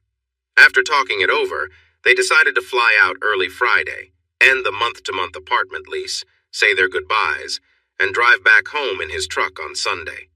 Their friends, who used to live next door, had moved to a small house in the foothills at the start of the semester, and Chris hadn't seen them since. So the only goodbyes were for his co-workers, which he managed before leaving work on Friday. The campus and streets were almost empty, and most shops were closed, including the gym Chris used to go to. Boulder wasn't quite a ghost town, but by Friday evening, it felt like one. On Saturday, they booked a time to visit Rocky Mountain National Park. They knew some of the mountain roads would be closed in March, but the lack of people compared to their last trip was surprising. The lowlands covered in forest were beautiful, and when they saw a herd of elk and moose wandering through a meadow with a stream running through it, they stopped to watch. It was cold, but not too uncomfortable, so they decided to go for a short hike along a trail that started a few miles down the road from where they saw the elk. The path followed a stream and ended at a peaceful lake surrounded by trees. They found a flat rock, sat down to share a snack of trail mix and jerky, and marveled at the quiet. They whispered to each other, not wanting to disturb the serenity of the moment. The two of them were completely alone, surrounded by nature's beauty. Joe sat down beside him, leaning back into his arms as he gently held her, resting his head against her hair. They stayed like that for a while, enjoying the peacefulness and each other's company, quietly appreciating the stillness of the moment. He unzipped her quilted jacket and gently placed a hand under her flannel shirt. His hand was cold, contrasting with her warmth. She gasped slightly at the touch, and they leaned in, sharing a deep kiss, their closeness intensifying the moment. "Stand up," Chris said softly. Joe obeyed, rising from her seat. He helped her adjust her clothes, and they shared a quiet, intimate moment, standing together in the chilly air. He held her close, placing her gently against a boulder for support, their breath visible in the crisp mountain air. They embraced, the connection between them growing as they stood in the quiet of the wilderness. After a moment, they separated, both smiling at the warmth they shared in the cold environment. The natural beauty surrounding them seemed even more vivid. They took a moment to appreciate the stillness of the mountains before deciding to head back. Later that afternoon, they stopped at a small barbecue joint that offered outdoor seating. The food wasn't exactly like what they were used to from Texas or Tennessee, but it was good enough. The owners were friendly and made them feel at home. The experience added to the unusual but memorable nature of their first outing during the pandemic. Once back at the apartment, they spent time packing up and getting ready for the trip back. They enjoyed their evening together, spending some quiet, peaceful time before heading to bed at a reasonable hour. Their journey home began just after sunrise on Sunday. A light layer of snow had fallen overnight, but it wasn't enough to cause any trouble on the road. The fresh snow made the drive picturesque, and they enjoyed the serene beauty of the landscape as they made their way back. Chris got them to Trinidad just in time for a late breakfast, and then they drove through Raton Pass and onto the flatlands. They stopped at Capulan Mountain to stretch their legs, check out the visitor center, and take a short walk around the old volcano before continuing on the long drive through the dull landscape of eastern New Mexico and the western panhandle of Texas. Joe joked about wanting to do something adventurous in a volcano, but it wasn't really the right spot for that, especially since there weren't many people around and they were getting a lot of attention from the park rangers. Joe drove for 3 hours, and then they stopped to eat again in Amarillo. After that, Chris stepped on the gas a bit for the last 5 hours of the trip. They left at 7 a.m. and arrived at 7 p.m., and their old house looked more inviting than ever. During the long drive, they switched between country, folk music, and news on the radio, and the news was getting more alarming. Hospitals in some places were overcrowded, and doctors were worried about the increasing number of patients.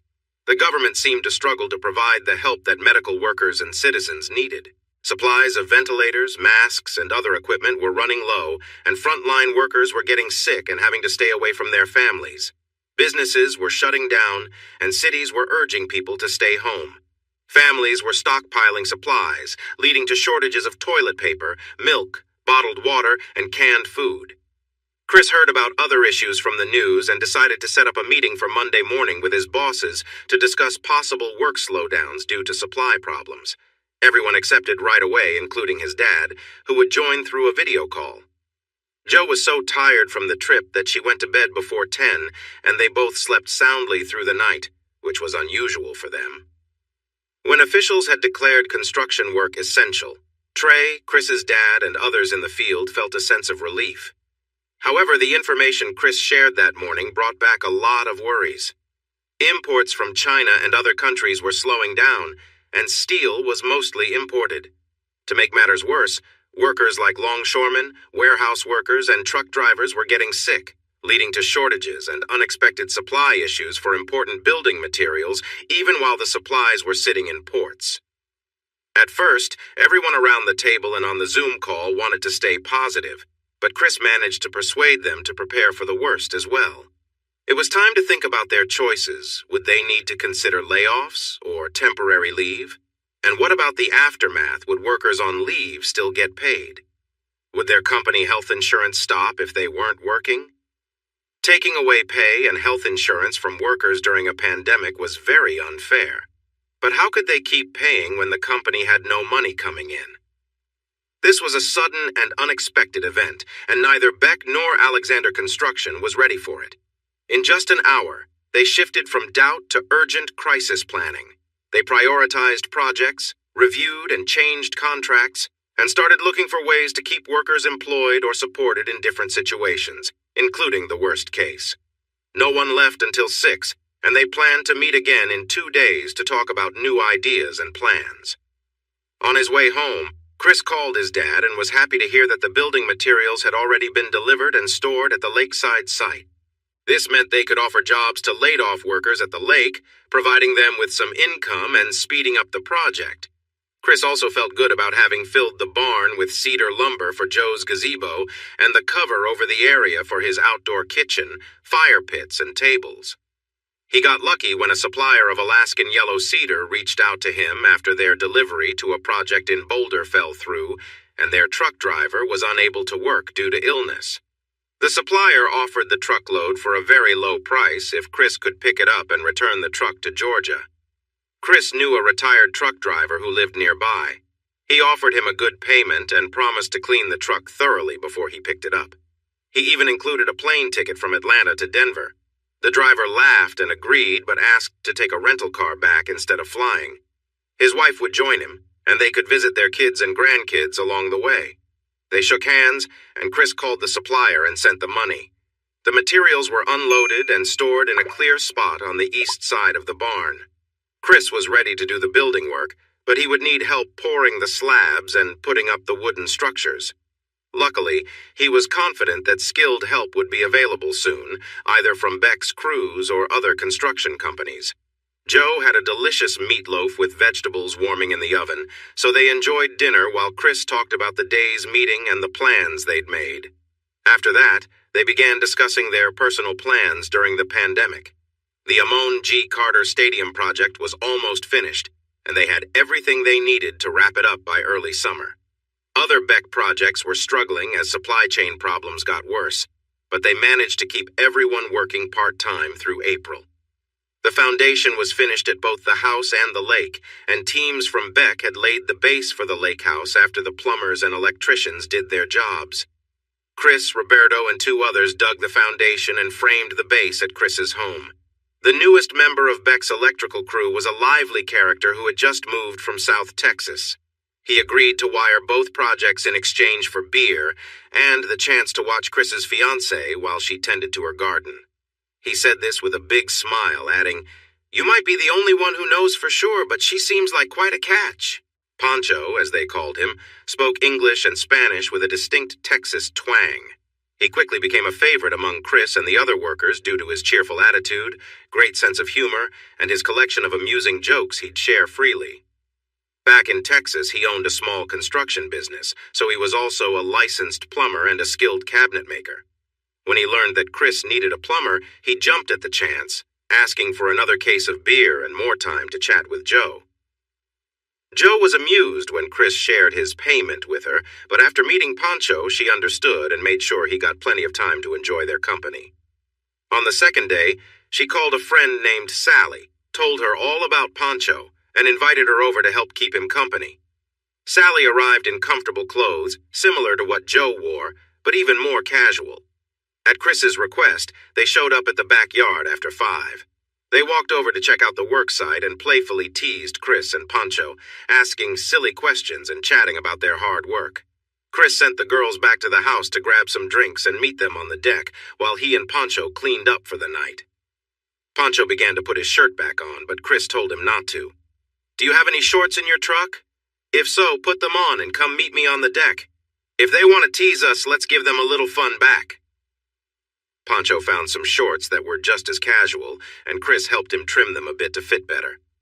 The men approached with a relaxed air, but their attire, a bit too short for comfort, carried the risk of a wardrobe malfunction. The girls couldn't help but notice, their expressions a mix of surprise and amusement. Grabbing a beer, the men sat down across from the girls, casually spreading their legs as men often do, though not usually in such revealing cutoffs. Joe and Sally found themselves staring, and Chris caught their gaze, grinning. Instead of feeling embarrassed, the girls playfully responded by stretching and shifting in their seats, clearly matching the playful energy in the room. As Joe stretched, the bottom of her top lifted slightly, and Sally's shirt revealed a little more than intended. Though nothing was fully exposed, there was a sense of shared playfulness, with the guys clearly noticing too. "Dirty Sally," Joe teased with a laugh. "Chris thinks Pancho knows the best dirty jokes. I say you do. Show him what you've got." For the next few hours, the group exchanged jokes, laughter, and stories, each funnier than the last. The atmosphere was lively and full of energy, with drinks flowing and laughter filling the air. By the end of the evening, they were all happily tipsy, the night filled with light-hearted fun. Realizing it was late and her friends had had a bit too much to drink, Joe insisted Pancho and Sally stay over in the guest rooms down the hall. She then took Chris by the hand and led him to their room, suggesting they freshen up with a shower. They stepped into the bathroom, sharing a quiet moment as they helped each other wash off the day's adventures. The warm water and shared smiles made for a peaceful, intimate ending to the evening as they cleaned up and prepared to rest. Afterward, they settled into bed, enjoying each other's company and reflecting on the fun night they'd shared with their friends. The bond between them felt even stronger as they drifted off to sleep, relaxed and happy. The area was difficult to reach from behind, but Chris's careful touch found the right spot. Joe gasped, her body reacting to the sensation, and she felt overwhelmed by the intensity of the moment. As the waves of pleasure coursed through her, her legs gave out, and she leaned heavily on him for support. Chris gently wrapped a towel around her and carried her to the bedroom, laying her carefully on the bed like a child. He dried her off with care and then took a moment to dry himself. Jo, feeling exhausted, lay there quietly, trying to catch her breath. She whispered, "I need a moment, just a minute to rest." But her body responded differently as Chris continued his gentle touch. Despite her protests, her body reacted naturally to the closeness, and she found herself lost in the moment once more. The connection between them grew deeper, and she couldn't hold back her emotions any longer. Jo wasn't sure why the emotions were so intense. Maybe it was the playful day they had or the closeness they shared in the shower, but the feelings swept over her in a way she hadn't expected. Her mind raced as the intensity built, and she gave in to the overwhelming sensations. It was as if time stopped, and everything else faded away, leaving only the two of them in that moment of deep connection. Chris looked at her with a smile, knowing that they had shared something special that night. He felt a sense of satisfaction, not from his own needs, but from seeing her so happy and fulfilled. As they lay there together, Chris reflected on Jo's growth. He knew she was becoming more confident, more aware of herself with each passing month. It was exciting to witness her becoming the woman she was meant to be: strong, thoughtful, and passionate. Chris chuckled softly, realizing that as Jo continued to grow, he would need to keep up. It was a challenge he welcomed, knowing that their journey together was only just beginning, and there was so much more to discover about each other along the way. She was really something. "Jo, I want you and Chris to know that my nickname, Dirty Sally, isn't because I rush into things. But after hearing the excitement from your bedroom last night, I'm not shy to say that I ended up in Frank's room and we had quite the time. I'm not ashamed to share that with you, Jo, because after witnessing what I heard last night, it was hard not to get caught up. I'm not sure if Chris has some magical charm or, as Frank said, you really do light up the room, but you are definitely the queen of excitement." Jo's cheeks turned a little pink, but she took a sip of her coffee and calmly asked, "So, how did things go with Pancho? I was busy at the time." Frank smiled and Sally began to speak, but Chris jumped in. "If you're the queen of excitement, then Sally is the princess in waiting, and that was just the beginning. I can't wait to hear more once Pancho gets to know her like I know you." Sally smiled at him, and then at Frank. "I don't know about that. He just got lucky because I was so fired up by Jo's excitement. It won't be that easy if I give him another chance." "Want to give me that chance now? I know you're feeling good after talking about it," Frank joked. Sally stood and teased him. "Do you think you can keep up? I'm always up for a good time." They hurried up the stairs holding hands and closed the bedroom door behind them. "Want to sit here, sip coffee and listen, or would you rather spend time with your girlfriend? I think you could both use a little time together after last night." It was noon when they all returned to the kitchen, looking a bit more relaxed. Chris asked if bratwurst wraps and a salad would be okay. "Usually I'd cook something nice for guests, but between the noises from your room last night and my energetic girlfriend this morning, I just didn't have the energy." "I would usually help out, but it seems Sally was having her fun too," Pancho chuckled. Jo and Sally exchanged knowing smiles. As the evening wore on, relaxing on the deck after cleaning up from their hard work, Sally asked a question they needed to discuss. "So, when are you two getting married? I can't imagine any method of birth control would work if you two keep it up every day like you have since I arrived." Jo looked at Chris, who looked back at Sally and replied, "Saturday, July 18th, my fiancé, my sisters, my mom, and her friends have it all planned out. Well, they had it planned out until COVID changed things. Now we need to find a place where we can gather a few dozen friends without any issues." Jo looked at Chris with excitement. "Really? July 18th? You've finally chosen a date?" He nodded, raising his hands. "You asked me to pick a date. What's wrong with this one?" Jo squealed and jumped onto his lap. "That's a great date. I love it. Have you found a place too?" "That's the challenge. I'd like to do it at Trinity, but..." Pancho looked surprised. "Why anywhere else? Look around, this spot could be perfect for a celebration. It only needs you to get up a bit earlier to finish the work." "What else could you want? There's all this green space, a nice spot to gather, and friends who can sit in chairs. We could have some drinks and food for everyone." Sally added, "I can picture it now. Chris is waiting at the gathering spot with the officiant and his best man. Jo and her friends, including me, will walk down the path. I'll make sure Jo looks great as we reach the spot. It'll be evening with lights decorating the trees." "It'll be amazing," Jo turned to Chris. "Why not? I really like this place," he replied. "Sounds good to me. Are you telling everyone tonight or waiting until tomorrow? You know she'll say she needs more time, no matter the date." As they enjoyed drinks, Pancho and Chris made plans to get everything ready by late June or early July. Meanwhile, Joe and Sally chatted excitedly about all the little details that could make the celebration special. Chris had to remind her that this meant no relaxing in the hot tub until after the big day, but she laughed and said they could enjoy that after the honeymoon.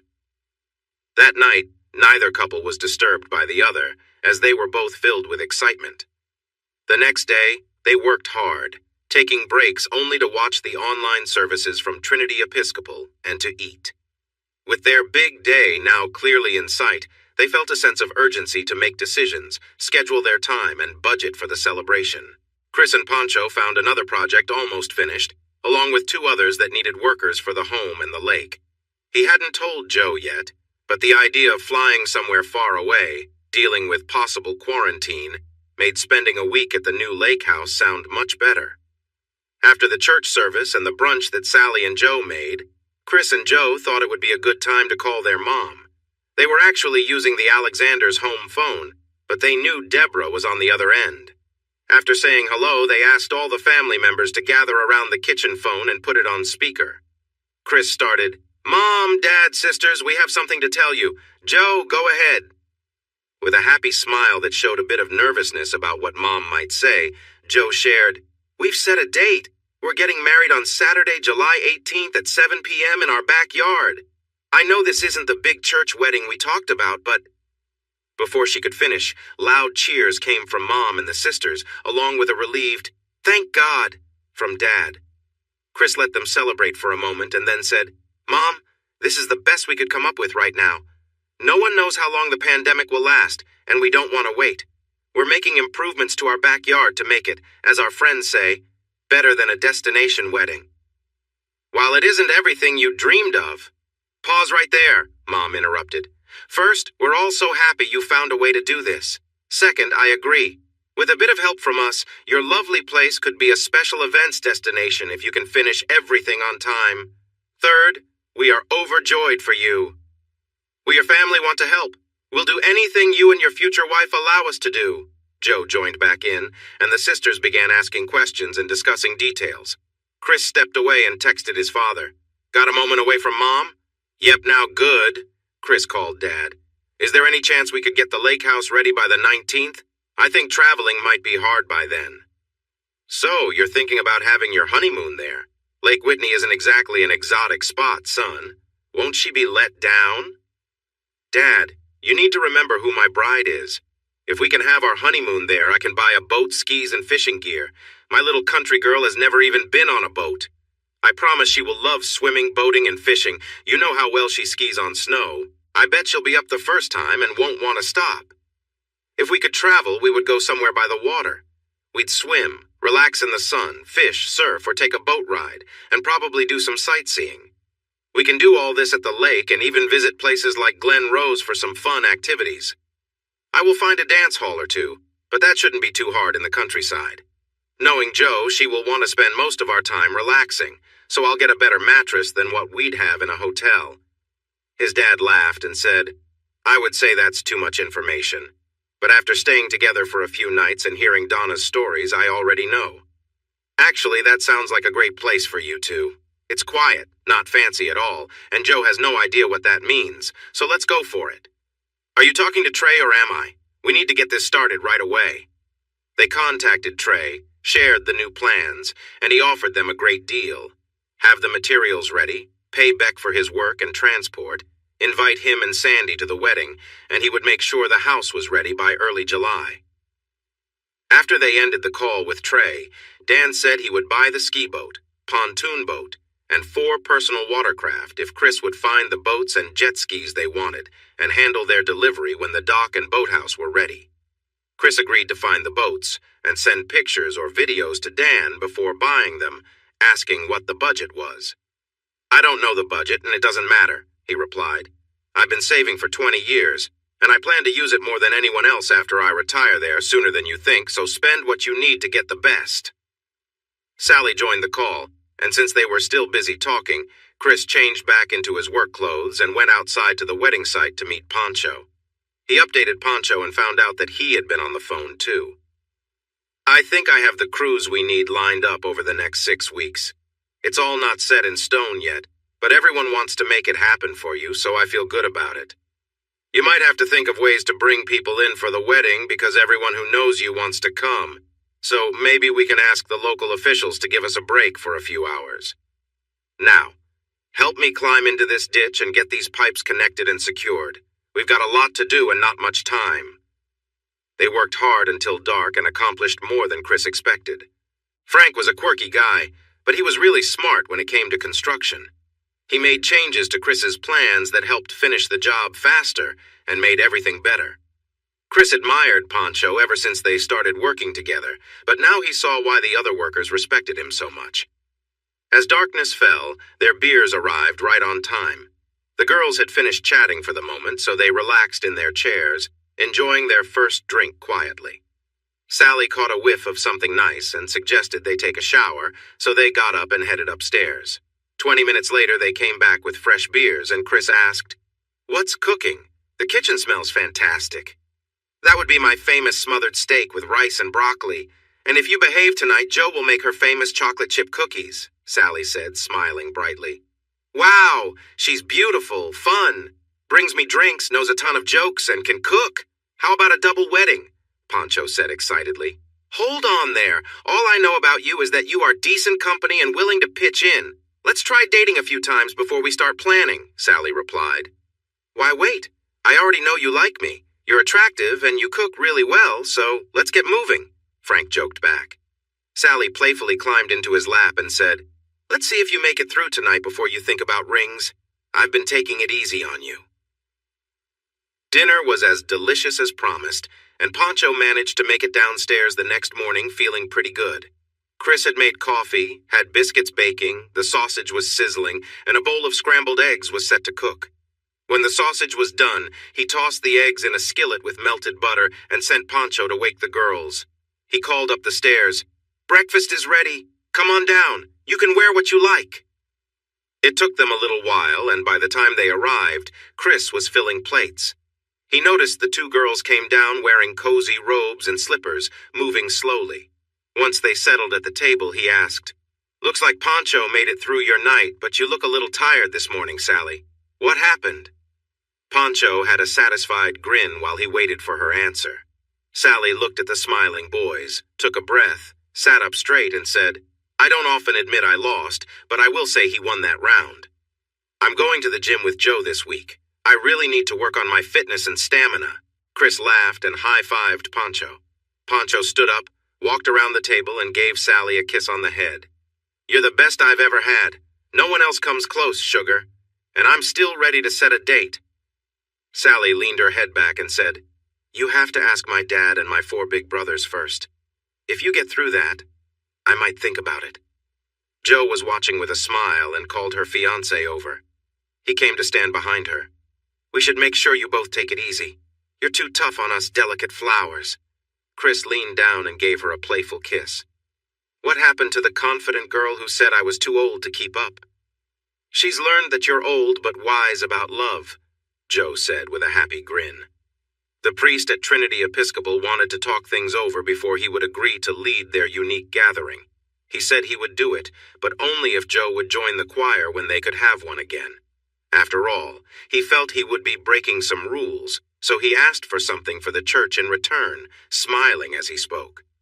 Joe agreed right away, excited that she would be doing something she secretly wanted but felt unsure about. Then he added another request.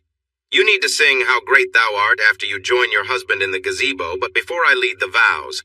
You can practice online with our choir director if you like, but believe me, you amazed us when you sang it in church. You probably noticed that most of us stopped singing after the first verse to listen to you." This made her blush and feel a little nervous. She tried to back out, but Chris leaned down and kissed her cheek, saying, "Please, honey, this would make me so happy and proud, and it would make our wedding special. Your first performance as my beautiful and talented wife would be unforgettable." She was scared, but with 2 months to practice, it felt like a long time away, so she agreed. That choice would stay in her mind right until the moment the hymn started. The priest gave them a guide he created that included questions they hadn't thought about. When do you want to have the rehearsal? Who will walk the bride down the aisle? What wedding march do you want? Which songs should be played? How many people will be in the wedding party? Is there enough space on the gazebo? Will you write your own vows or use traditional ones? If they are traditional, which ones? Are they having a rehearsal dinner? Should he plan to stay? Should he stay for the reception? Lead prayers over meals? As they drove home, Chris admitted, "Mom might have been right. There are a lot of details." Joe had been quiet until now. "Chris, what about my mom? I know she can't come because she's in prison, but is there any way to include her? She's trying so hard and I don't want her to feel left out." "I think we should include her too. Let's see what we can do. Do you want me to speak with our attorney, or would you like to handle it?" "Let me do it," she answered. "I'll need to tell her about the wedding at some point, and if she can't be involved, I'll have to break that news." Tuesday was a big day. Crews arrived at the house at 7:30 to speed up the work, and 2 vans delivered teams to the lake house to start that project. The necessary tools had been sent to the lake on Monday, so by 8:30 a.m. they were hard at work. Chris wanted to discuss their honeymoon with Joe and thought it would be nice to take her to the lake to show her what they had planned and share his ideas in that setting. Lake Whitney was not one of the places they had mentioned before, like the Bahamas, Costa Rica, or Hawaii, but by midsummer, they might not be able to travel anywhere. COVID was already causing problems, and things seemed to be getting harder. Each day, Chris started at his house, organizing the crews, then moved to Amon G. Carter Stadium to help with the finishing touches. Like all construction projects, there were small issues needing his attention before they could finish everything properly. He worked from 9 to 4 at the stadium on Mondays and Fridays, but went to the lake project at noon on Tuesdays and Thursdays, often getting home after 6. Wednesday mornings were spent in the office as a management trainee, and he visited whichever site needed him most in the afternoons. When he got home, Joe had dinner ready. They ate, cleaned up the kitchen, and then worked out in a corner of the barn for an hour before showering. Joe had finished her schoolwork during the day, but Chris still had his to complete, so he often stayed up until 10, working on the computer on Tuesday, Wednesday, and Thursday nights. At the work sites, masking and social distancing seemed to be helping, but workers still caught the virus in other places, which affected their projects. The bigger issue was the supply chain problems. Even when items arrived at ports and warehouses, transportation problems often left them stuck. Over the years, many factories in the U.S. had moved to other countries where labor was cheaper. The reason given was that being active was good for everyone, because Americans should not be stuck in low-paying jobs. Instead, they should seek more education and training in technology or other growing fields. This idea was being challenged as the delicate state of the global economy became clear. The American healthcare system faced issues as well. Medical workers showed great bravery and care, but the system that relied on supplies from other countries struggled. Thankfully, many American companies quickly shifted to provide essential supplies, but the news was filled with stories of crowded hospitals with tired workers lacking necessary resources. There was a lot of blame and accusations of problems in the government at both federal and state levels. Local governments tried to handle rising public health needs while facing pushback against masking, social distancing, and restrictions on gatherings. On May 18th, the mayor of Fort Worth updated the emergency declaration from March 19th. This new declaration limited gatherings of more than 50 people at one place, with some exceptions, and restricted larger venues like event centers and places of worship to half their capacity. It also allowed for quarantines and controlled movement in and out of the city. Chris had not seen any efforts to limit movement to and from Fort Worth on his trips to Lake Whitney. He doubted those measures would work since many people commuted from everywhere. He understood the 50% occupancy rule to mean that as long as he had enough chairs in his backyard and spaced them 6 feet apart for families, they would follow the rules. They might need to use vans to bring people, as too many cars could attract attention, but Beck had enough vans if Trey agreed to let them use them. According to the order, they could consider moving the wedding into a church if they kept under the 50% limit, but he and Joe had already decided on the backyard. He wondered if another update would ban gatherings in churches altogether, as had happened in some cities. As the situation grew more serious, the government made more extreme decisions, so they decided to stick to their plans as they moved through mid-May and toward Memorial Day. Jo had finished her classes, but Chris still had a summer semester before he could earn his master's degree. He was feeling worn out trying to manage everything, and his supervising professor announced he would come to see him at the stadium project. When Chris said he would stay for 2 days, he decided to keep to his usual routine at the house, the stadium, and the lake house. He realized he couldn't spend 2 whole days at the stadium. If he wanted to see his friend in action, he could easily join them. He called Dr. Laurie and told him not to book a room or a car since he would be staying with him. Dr. Laurie mentioned that Dean Speck would also be coming, and Chris thought that was great. He quickly informed Jo about the plans. Jo started to worry about how the house looked. It was clean but not perfect, and she was concerned about not having enough groceries for their guests. Chris laughed and suggested she hire someone to help clean and buy any groceries she could find at the store. He didn't have the time to help, so that job was up to her. They arrived on Monday afternoon. Jo picked them up and took them to the stadium, where she introduced them to Chris and Bob. Jo received her usual friendly comments from the workers and waved back at them as she always did.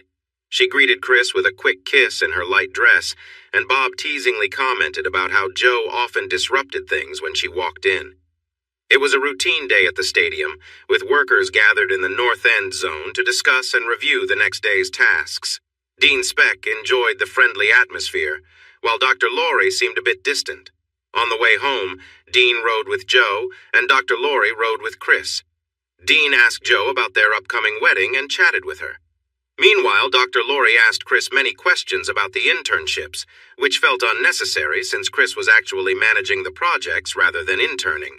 However, Dr. Laurie changed his attitude when they arrived at the house. He saw before pictures of what it used to look like and was impressed by how Chris transformed it into a beautiful home. He was even more pleased when he saw the nearly finished improvements in the backyard and learned about their purposes. Jo served a delicious meatloaf with vegetables and fresh fruit, and they enjoyed a tour of the house. She explained the improvements made and how they preserved the original features of the home, along with the ideas that led to these updates. By the time they returned from the 3rd floor to the living area, Dr. Laurie was laughing and chatting just as happily as Dean. Chris said his goodbyes and went to his office to finish some work. Jo continued to entertain their guests for another hour before directing them to their rooms. They heard Chris go to his bedroom around 10, just before they settled down to sleep after a long day of traveling. Jo had breakfast ready at 6:30, and the teams arrived at 7. Chris showed the guests around and spoke with Pancho. Then he discussed the day's tasks with the workers. Everyone dove into their jobs, and it was clear they enjoyed working together. Their friendly teasing and happy attitudes created a lively atmosphere. At 9, they returned to the stadium where work was already in full swing. Chris went over the plans for today and tomorrow with Bob. Bob then spent the next few hours checking the quality of the work on site, accompanied by the dean and professor. Everything was running smoothly, just as Chris expected. As usual, the workers occasionally stopped Bob to share ideas on how to improve their work. Chris listened to their suggestions, gladly approved the ones that made sense, made notes for future projects, and made sure to recognize those who came up with the ideas, both verbally and in writing. The dean laughed when Laurie asked Chris about the feedback. Dean Speck had read Chris's application and heard plenty about him from others, including the owner. Dr. Laurie, I really admire we Deming. I believe it's important for those doing the work to constantly think of ways to improve efficiency and quality. I know from experience that there are often better methods than the usual way. Mr. Beck gives cash rewards and better pay to those who find these improvements, but honestly, while money is nice, seeing your idea used is just as rewarding for many of us. At 12:30, Chris told his assistant he would see them tomorrow, gathered his things, and said to Speck and Laurie, "Let's go. We have another project to check out. I'm picking up Jo. She has our lunch packed, and we'll eat out there." "Is this part of your usual weekly routine, Chris?" Laurie asked as they got closer to the site, which was nearly an hour away. "Yes, sir." This is a lake house Beck is building for my father. It's part of my job, along with the work at the house and stadium. We're on a tight schedule. It has to be ready by July 19th. Joe, could you please show them some pictures from our last visit here in the winter? I think they'll be amazed by how much progress has been made in a few months. I will, Chris. But you need to explain why July 19th is such an important date, Joe said with a raised eyebrow, clearly curious. Well, honey, he replied, keeping his eyes on the road. With travel being hard and possibly not allowed by mid-July, Dad and I thought a new house by a lovely lake could be a great place for a honeymoon. What do you think? Her bright smile showed her excitement. When were you going to tell the bride, Toby, about this? When the house was far enough along to make it feel real. She's the only other family member who knows about it, and we need her help to finish and furnish it. That will be soon, so today seemed like a good time to show her. Besides, the bride Toby didn't ask the groom Tobe about many wedding plans, so he kept a little surprise for her too. Joe quickly looked through her photos, handed her phone to the dean, and moved closer to her fiancé. If you weren't driving, I'd tease you for being so sneaky. I've been so worried about what to pack for our honeymoon. Don't worry, the less you bring, the better, he said with a smile. They heard laughter from the back seat, and the usually serious Dr. Lorry said, You two make me want to fly home to Mona tonight. Joe snuggled under his arm, draped it over her shoulder, and whispered, So we get a new place to enjoy? A 5-bedroom house, a dock, a boathouse, 2 boats, and lots of lawn space. You're going to be busy, he whispered back. Oh, that's so much better than a simple hut somewhere. I love it, she said happily. More laughs came from the back seat. We can hear your whispering, you know. They reached the site just after 2 and parked near the vans. The piers for the dock and boathouse were poured at the same time as the house's foundation, carport, sidewalks, and outdoor kitchen. The walls were framed, and roofs were up on the house, carport, outdoor kitchen, and boathouse. The dock was finished and ready for boats. Sheets of insulation were stacked, waiting for the electricians and plumbers to finish their work soon. Pallets of stone for the outside of the house and patio were ready for the crew on Thursday. Wood paneling was stored in the living and dining area, and drywall was piled in the other rooms. It looked far from done, but Chris knew it would go fast from here. They needed Joe to fill in for Deborah in choosing colors for the inside walls, and to pick furniture, lighting, and kitchen appliances. She felt a bit hesitant, not wanting to take over for Deborah out of respect. Deborah was really happy with the work she had done on the house, so... Dean Speck and Dr. Lorry arrived unexpectedly. They had no clue where they were going, what they would see, or what their intern was going to do. He just handed them over to Trey Beck and Sam Schneider, who were waiting at the location. After Dr. Lorry was introduced and Sam finished warmly greeting Dean, Trey called Joe over. Hi there. I heard you're our interior design consultant. I want you to know that Sandy is happy to help you if you want. I told her I think you can handle anything, but she insists on letting you know she'll be here to assist, since she knows Deborah really well. Joe gave him a quick hug and said that Sandy knew her even better. She'd love to have her help, especially since finishing Deborah's house felt a bit overwhelming. Joe then hugged Sam and returned to her fiancé. As always, work had stopped when Joe, a charismatic young woman, got out of the truck. She smiled at the workers and waved, telling them she hoped it was okay for her to explore while they worked. Pancho laughed loudly and replied for the crew, Of course! You won't find many construction sites where you're not welcome, and this is definitely one of them. But you'll need this hard hat. He handed her the hat, and she kissed him on the cheek before looking at the bright pink safety hat. Oh, it matches my outfit, she said cheerfully, highlighting her white t-shirt, pink shorts, and white sandals.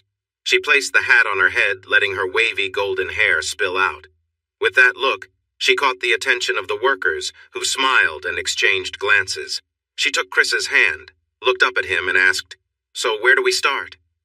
He smiled back and led her to the back of the house, where the electrical and plumbing work was finished. They walked through a framed doorway, and he began to show her the bathrooms and bedrooms along the hallway.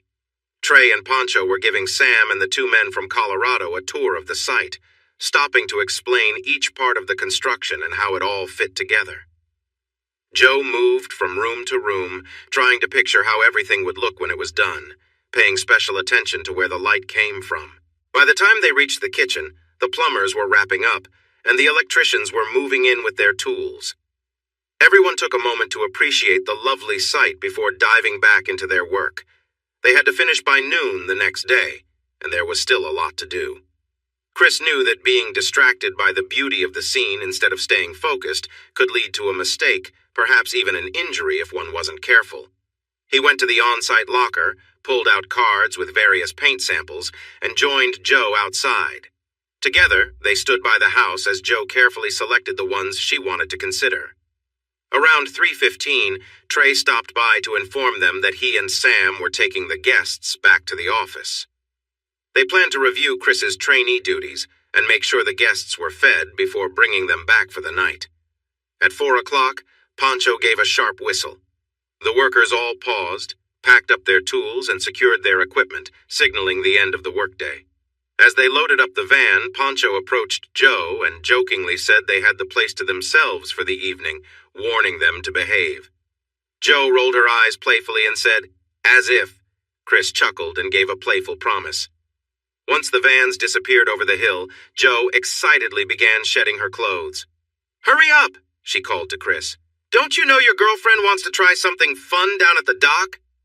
Laughing, Chris replied, "We'll have plenty of time to explore every room during our honeymoon, but for now, let's head to the dock." He quickly grabbed 2 lounge pads from the truck and brought them to the dock. Joe laughed in delight. "You're always prepared, just like a true Boy Scout." Chris smiled, knowing the special setting would add to the magic of the day. The dock wasn't exactly a construction site, but it was newly built and peaceful, and he knew Joe loved being outdoors.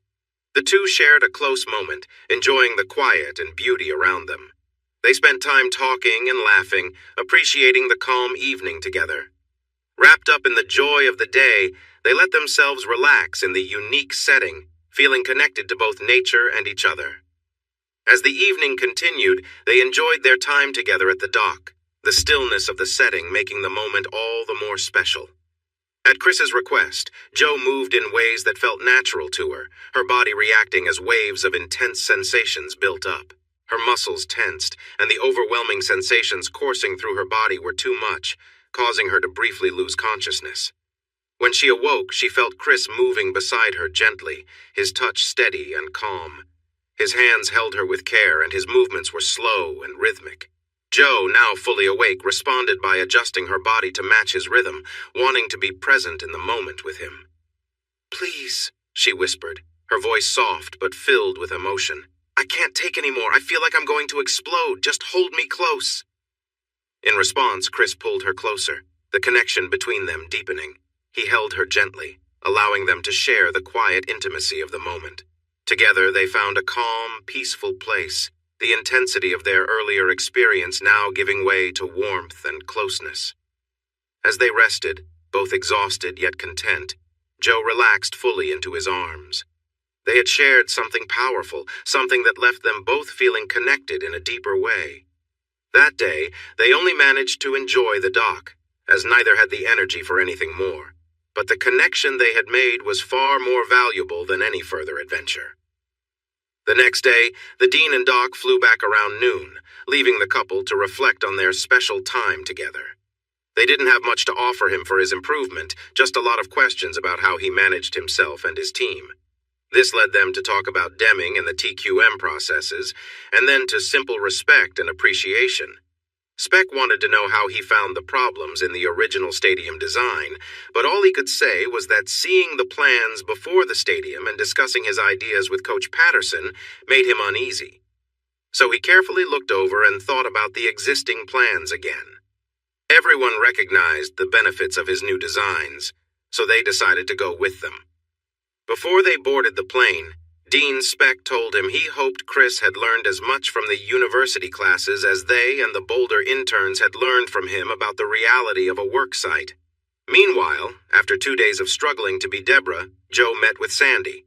They went over the plans and paint samples together, but felt unsure. "Let me call Deborah. We can say we're helping a friend with painting and decorating a house and would like her thoughts. That way we can keep Dan's secret, but still let her have a say." Joe agreed, and they made the call. They had a nice chat for about 10 minutes, but when they explained their situation, Deborah laughed. "Is the lake house really ready? I thought it would take months." "Oh no, it's supposed to be a surprise. Tell us we didn't spoil anything," Sandy said hopefully. "You didn't think Dan could keep something that big from me, did you?" she asked with a giggle.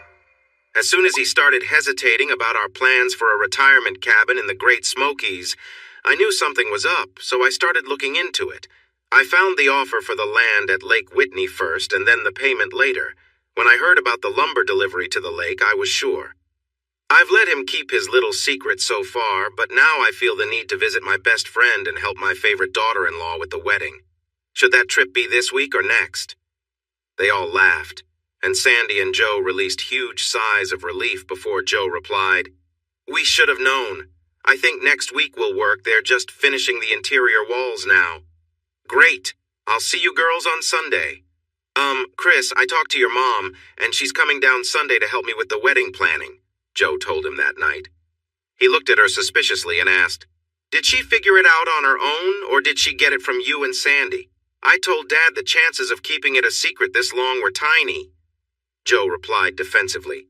"She said he stopped talking about building a cabin in the Great Smoky Mountains, so she started looking into it. We didn't tell her she found out.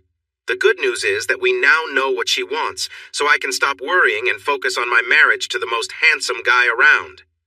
"Joe," he said, looking puzzled, "some of my friends told me there are 2 words that end everything. I do. That won't be you, will it?" She laughed at his joke and then at the question. "Yes, you'll have to charm me every night after we're married, so you need to work on that before we tie the knot." On second thought, I doubt that will stop after July 18th. "Maybe we should wait until the honeymoon to build up our energy," he replied. She looked at him playfully, dropped to her knees, and playfully said, "I might let you have a week off after the wedding, but this week you're on duty since I'll be off next week." Her mom flew in on Sunday, but insisted on taking a cab to their place to help get ready for the wedding. She had seen the plans before, but seeing the large cedar gazebo with a wide path wrapping around the house made her emotional. She gazed at Chris's outdoor kitchen with picnic tables and benches, but was curious about the large slab next to it. "What's this for?" she asked. Joe replied, "That's for our first dance, the dance with the groom's mom and other special dances before we celebrate." They hugged, and Deborah said, "I love you so much. I'm so happy you and Chris found each other." Sandy came over for breakfast on Monday, and they headed to the lake with Chris. He had taken the day off from the stadium project, which was almost done. They were working on the final details. As they drove further, Deborah looked more doubtful, but when they cleared the last hill, her doubt turned to joy. "Oh my gosh, what a beautiful place. It's stunning here." Holding her hand over her heart while standing beside the house, she exclaimed, "It's so big, just like my husband. He wants to make sure there's room for his children and grandchildren to visit. Oh, Chris, this feels like a dream come true." Chris didn't mention that the spacious house was quite different from the original plans, largely due to his commitment to quality. Just before the work began, he had overheard several workers speaking in Spanish to their crew leader. Curious, Chris listened for a bit, then joined them. He asked what was going on, and Esteban explained that they thought he could add a patio and a large room under the house by moving the foundation a little further south along the hill. He really liked the idea, so the conversation went on until he understood their plan well. He was so excited that he redrew the house plans. They also created a winding path on the steep hill between the house and the boathouse, based on a suggestion from a concrete worker. There was a big fireplace on the west wall of the living area, thanks to an idea from a stone worker. The fireplace was made of the same local stone as the house, and the mantel was made from a large mesquite log that someone had carefully shaped and polished. The beautiful dark red wood with yellow patterns caught your eye right away when you entered, blending nicely with the wooden walls in the living and dining rooms.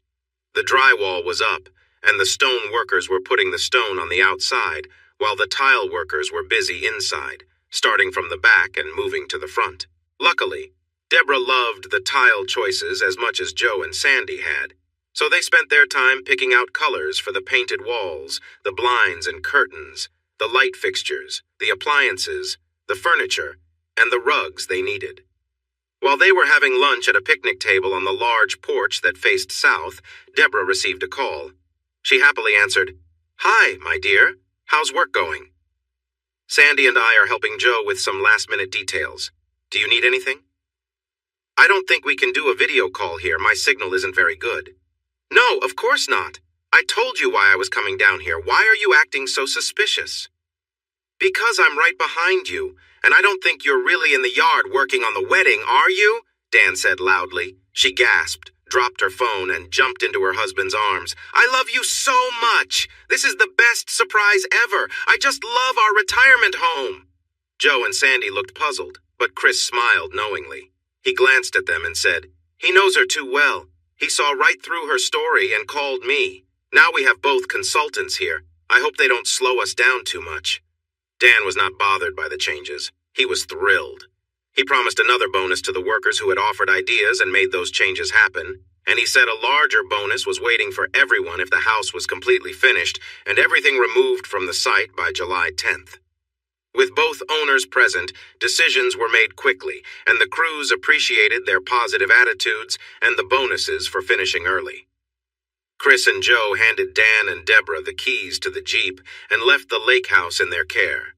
Deborah and Sandy had a great time working together on the design and choosing furniture, while Dan enjoyed working directly with the skilled workers for a change. The final tasks at the stadium were almost done, and the management had already said they would gladly accept the project once those were finished. At home, Chris, Pancho, Roberto, and a few others were finishing up under Joe's careful watch. Dr. Laurie and Dean Speck had approved the hours Chris arranged for his leadership at the site, and he had submitted his final paper in one class and completed the required project in another. As June ended, all that was left was for him to get passing grades in those two classes. Then he would earn his master's degree in architectural engineering. His vacation was scheduled to start the Monday before their wedding and would last for 2 weeks after. The second week was a reward for the support Chris had given to keep everyone working and healthy during the first months of COVID. While some employees had gotten sick, none of the cases traced back to the work sites, and thankfully, no employee or their loved ones had died. Chris did not know yet that his mid-year evaluation was complete, with feedback from the faculty at CU, his supervisors, and all the workers who received the evaluation through email. It was excellent, and his bonus would show that success. When he returned on August 3rd, he would take on his new role, which came with a higher position and better pay. Chris had never seen Joe's wedding dress, and he hadn't seen her since yesterday. She had even stayed with Donna after they returned from the fun party at Sandy's, which included gifts and fun surprises. There were some silly gifts and things Joe wondered if she'd ever be bold enough to wear in front of anyone except her husband. It turned out Sally was not the only one who knew funny jokes, and hearing them from Deborah and Sandy made them even more amusing. Chris's gathering with friends was not exciting either, as it took place outside at the kitchen area and involved his dad, his bosses, and workers who wanted to join. There was a small keg, but they hardly consumed it, mostly thanks to Pancho and the single crew members. He did receive a few amusing gifts, plenty of free advice, which was worth what he paid for it, and many new jokes that were sometimes cheeky. Now, on July 18th, he stood in the center of the gazebo with Father Joseph standing above on a platform that covered the hot tub's pipes and wires that would be installed next week. Beside him were Trey, Bob, Carlos, Ed, and Frank. As Beethoven's Moonlight Sonata played, the bridal party walked in one by one, starting with Diane, then Kate, followed by Sandy, Deborah, Sally, and Donna. They all looked beautiful, graceful, and in tune with the music. When Donna took her place in the gazebo, the music stopped. There was a pause for about 20 seconds, and then Dan walked in proudly, with Joe, a lovely sight in white, on his arm. Joe usually wore little makeup, but her bridesmaids had convinced her to wear some tonight. The makeup was simple, but the mascara and glitter eyeliner made her bright green eyes truly eye-catching. Her shoulders were bare, and the satin and lace dress fit her nicely, showing off her figure in a lovely yet modest way. It hugged her chest and small waist before flaring out over her hips, stopping just above her knees. She wore a short veil. Her legs were covered in white thigh-high stockings, and she had on white sandals with tall heels. Joe's only jewelry was a pair of diamond stud earrings, a ruby necklace, and a white gold anklet that Chris had given her. About 200 guests filled the lawn, spread out for social distancing, as Schubert's Ave Maria played on the piano and was sung by the choir leader. Dan looked very proud, but most people didn't notice him once they saw the stunning woman in white. At just 19 years old, and only a year and a half from her tough beginnings, she owned the moment. Her eyes were focused on her fiancé, her steps were graceful, and she walked down the pathway with a beaming smile like a princess. When they reached the gazebo, the priest asked, "Who gives this woman to be married?" A calm voice from a laptop on the gazebo answered, "I, her mother, do." Dan stepped back to take his place as best man. They chose a traditional ceremony, and Father Joseph led it with confidence. When the time came, he paused and said to the crowd, "I must admit something. I jokingly asked Miss Kennedy for a musical contribution before I would conduct this ceremony. I know that wasn't right, but when you hear her sing, you'll see why I believe I will be forgiven. I now present Amy Jo Kennedy." Jo turned to face the guests and the laptop. She had worried about what might go wrong, but after hours of practice with the choir leader and pianist, she felt ready to face her fears. She raised her hand to signal the pianist to stop and spoke to the audience. "I think many of you know how we met and how our love grew from that moment. Mr. and Mrs. Ellison, Mr. and Mrs. Beck, and my wonderful soon-to-be in-laws, Deborah and Dan Alexander, all believe that our meeting was meant to happen. The more I learn about my husband, the more I believe they are right. When I sing, please know that I aim to honor the one who brought us together. I'm not a professional singer, in fact. I've never performed alone in front of an audience before. Yet, I want to offer this to him, in thanks and praise for everything he has done for me, and for bringing Christian Michael Alexander into my life." The pianist began to play, and Joe's beautiful voice joined in perfectly. "O Lord my God, when I in awe think about all the worlds you have made, I see the stars, I hear the rolling thunder, your power shone throughout the universe. Then sings my soul, my Savior God, to you, how great you are, how great you are. Then sings my soul, my Savior God, to you, how great you are, how great you are." Chris had heard Joe sing many times and thought he knew what to expect, but like everyone else there, he stood amazed by her powerful and beautiful voice as she shared her praise. When she began the last verse, he felt a deep love for his wonderful bride. "And when Christ shall come with a shout and take me home, what joy will fill my heart. Then I shall bow in humble respect, and there proclaim my God. How great you are, then sings my soul, my Savior God, to you. How great you are, how great you are." When she finished, she blew a kiss to her mother and turned back to Chris. Their guests stood up together, showing their thanks with applause and cheers, and she saw tears in Chris's eyes. Looking around at the other men and at Father Joseph, she noticed they too were moved to tears by her song. Joe remained calm but squeezed Chris's hands and smiled at him.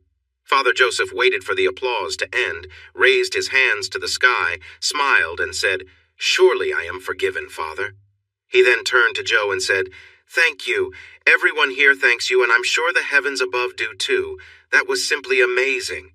And now let us start your wedding vows. Christian Michael, repeat after me. Amy Jo, repeat after me. By the powers given to me by the Episcopal Church and the state of Texas, I now pronounce you husband and wife. Christian, you may kiss your bride." The reception line was kept at a distance, so they spoke to and thanked each guest from 6 feet away. This reduced the closeness, but it also meant that those who might have tried to kiss the bride did not get the chance. Chris understood it was tradition, but he felt that his wife's kisses were only for him. Pancho had a secret of his own. He owned a food trailer. He had traded some work at a restaurant for the trailer with friends in South Texas who no longer needed it. He used it to feed his crew when they were working in the remote areas of Frontera County. He was a decent cook, but the team he had hired for the reception dinner included wives who were even better. So the beans, potato salad, coleslaw, and apple cobbler were made by them. Pancho did smoke the brisket using Chris's special sauce and his grill, and it turned out very tender. He happily received compliments and thanks. Guests moved their chairs from the gazebo area to tables placed under strings of party lights and lined up to be served before returning to their seats. The warden who allowed Joe's mom to join the wedding let her use a laptop in the prison library during the reception. In her mind, Josephine, or Josie, was a shining example of successful rehabilitation, and she planned to support her as much as possible, while also recording her progress to help secure more funding and slots for the program Josie was part of. While her daughter and the wedding party at the head table enjoyed their meal, Josie had a dinner from the prison cafeteria. The story of Joe and her cowboy had been shared during a visit, so as the guests sang their song, she felt emotional and cried, watching the couple share their first dance to the music played by Johnny Duncan and Janie Frick. When Chris invited her to dance while his dad was with the bride, she agreed, and they carried the laptops with them as they moved gently to the music. Deborah held the laptop while Chris and Joe ran through a shower of confetti to his decorated pickup, driving off with cans clinking behind them. She promised to visit Josie, encouraged her to stay strong, thanked her for raising such a wonderful young woman, and assured her they would take good care of her daughter until she was released. Both mothers cried, but only one felt deep sorrow, understanding that her daughter's strength was in spite of her own actions. When she closed the laptop, she rested her head on it and made a promise to herself and to God that she would stay strong and be the kind of grandmother Joe would want for her children. The honeymoon was everything one would expect from two young people in love. It exceeded Joe's hopes, and Chris admitted he would rather be with her than in any faraway place. The ring on her finger symbolized their bond, allowing her to experience profound joy with Chris. They left behind a few things untouched, having enjoyed their time together. When they came back, they opened many gifts and wrote thank you notes for each one. Finally, they reached the last gift, a small, flat, rectangular box addressed to Christian Michael Alexander. He looked confused, wondering why someone would send him a wedding gift by himself. Joe also looked uncertain, but there was a small smile on her lips. She got up and stood behind him while he opened the box. Inside was an empty case with a label that said it was for birth control, with dates for June 10th to July 9th, and a note saying no refills. Surprised, he turned around and stood up. "Joe, does that mean what I think it means?" "It means exactly what you think. Since you are always so careful and slow to make choices, I made the choice for us. I'll be taking classes from home for a while. And you have a full-time job now. I don't want you to miss the chance to help with our children at night, so—" He picked her up and carried her upstairs, wanting to make the moment memorable. Deborah's Christmas Eve gift that December was a funny t-shirt that said, "World's Hottest Grandma" on the front. That got everyone's attention. Thanks for watching this video. Don't forget to subscribe to Infidelity Plus to stay updated with more captivating tales of infidelity and payback.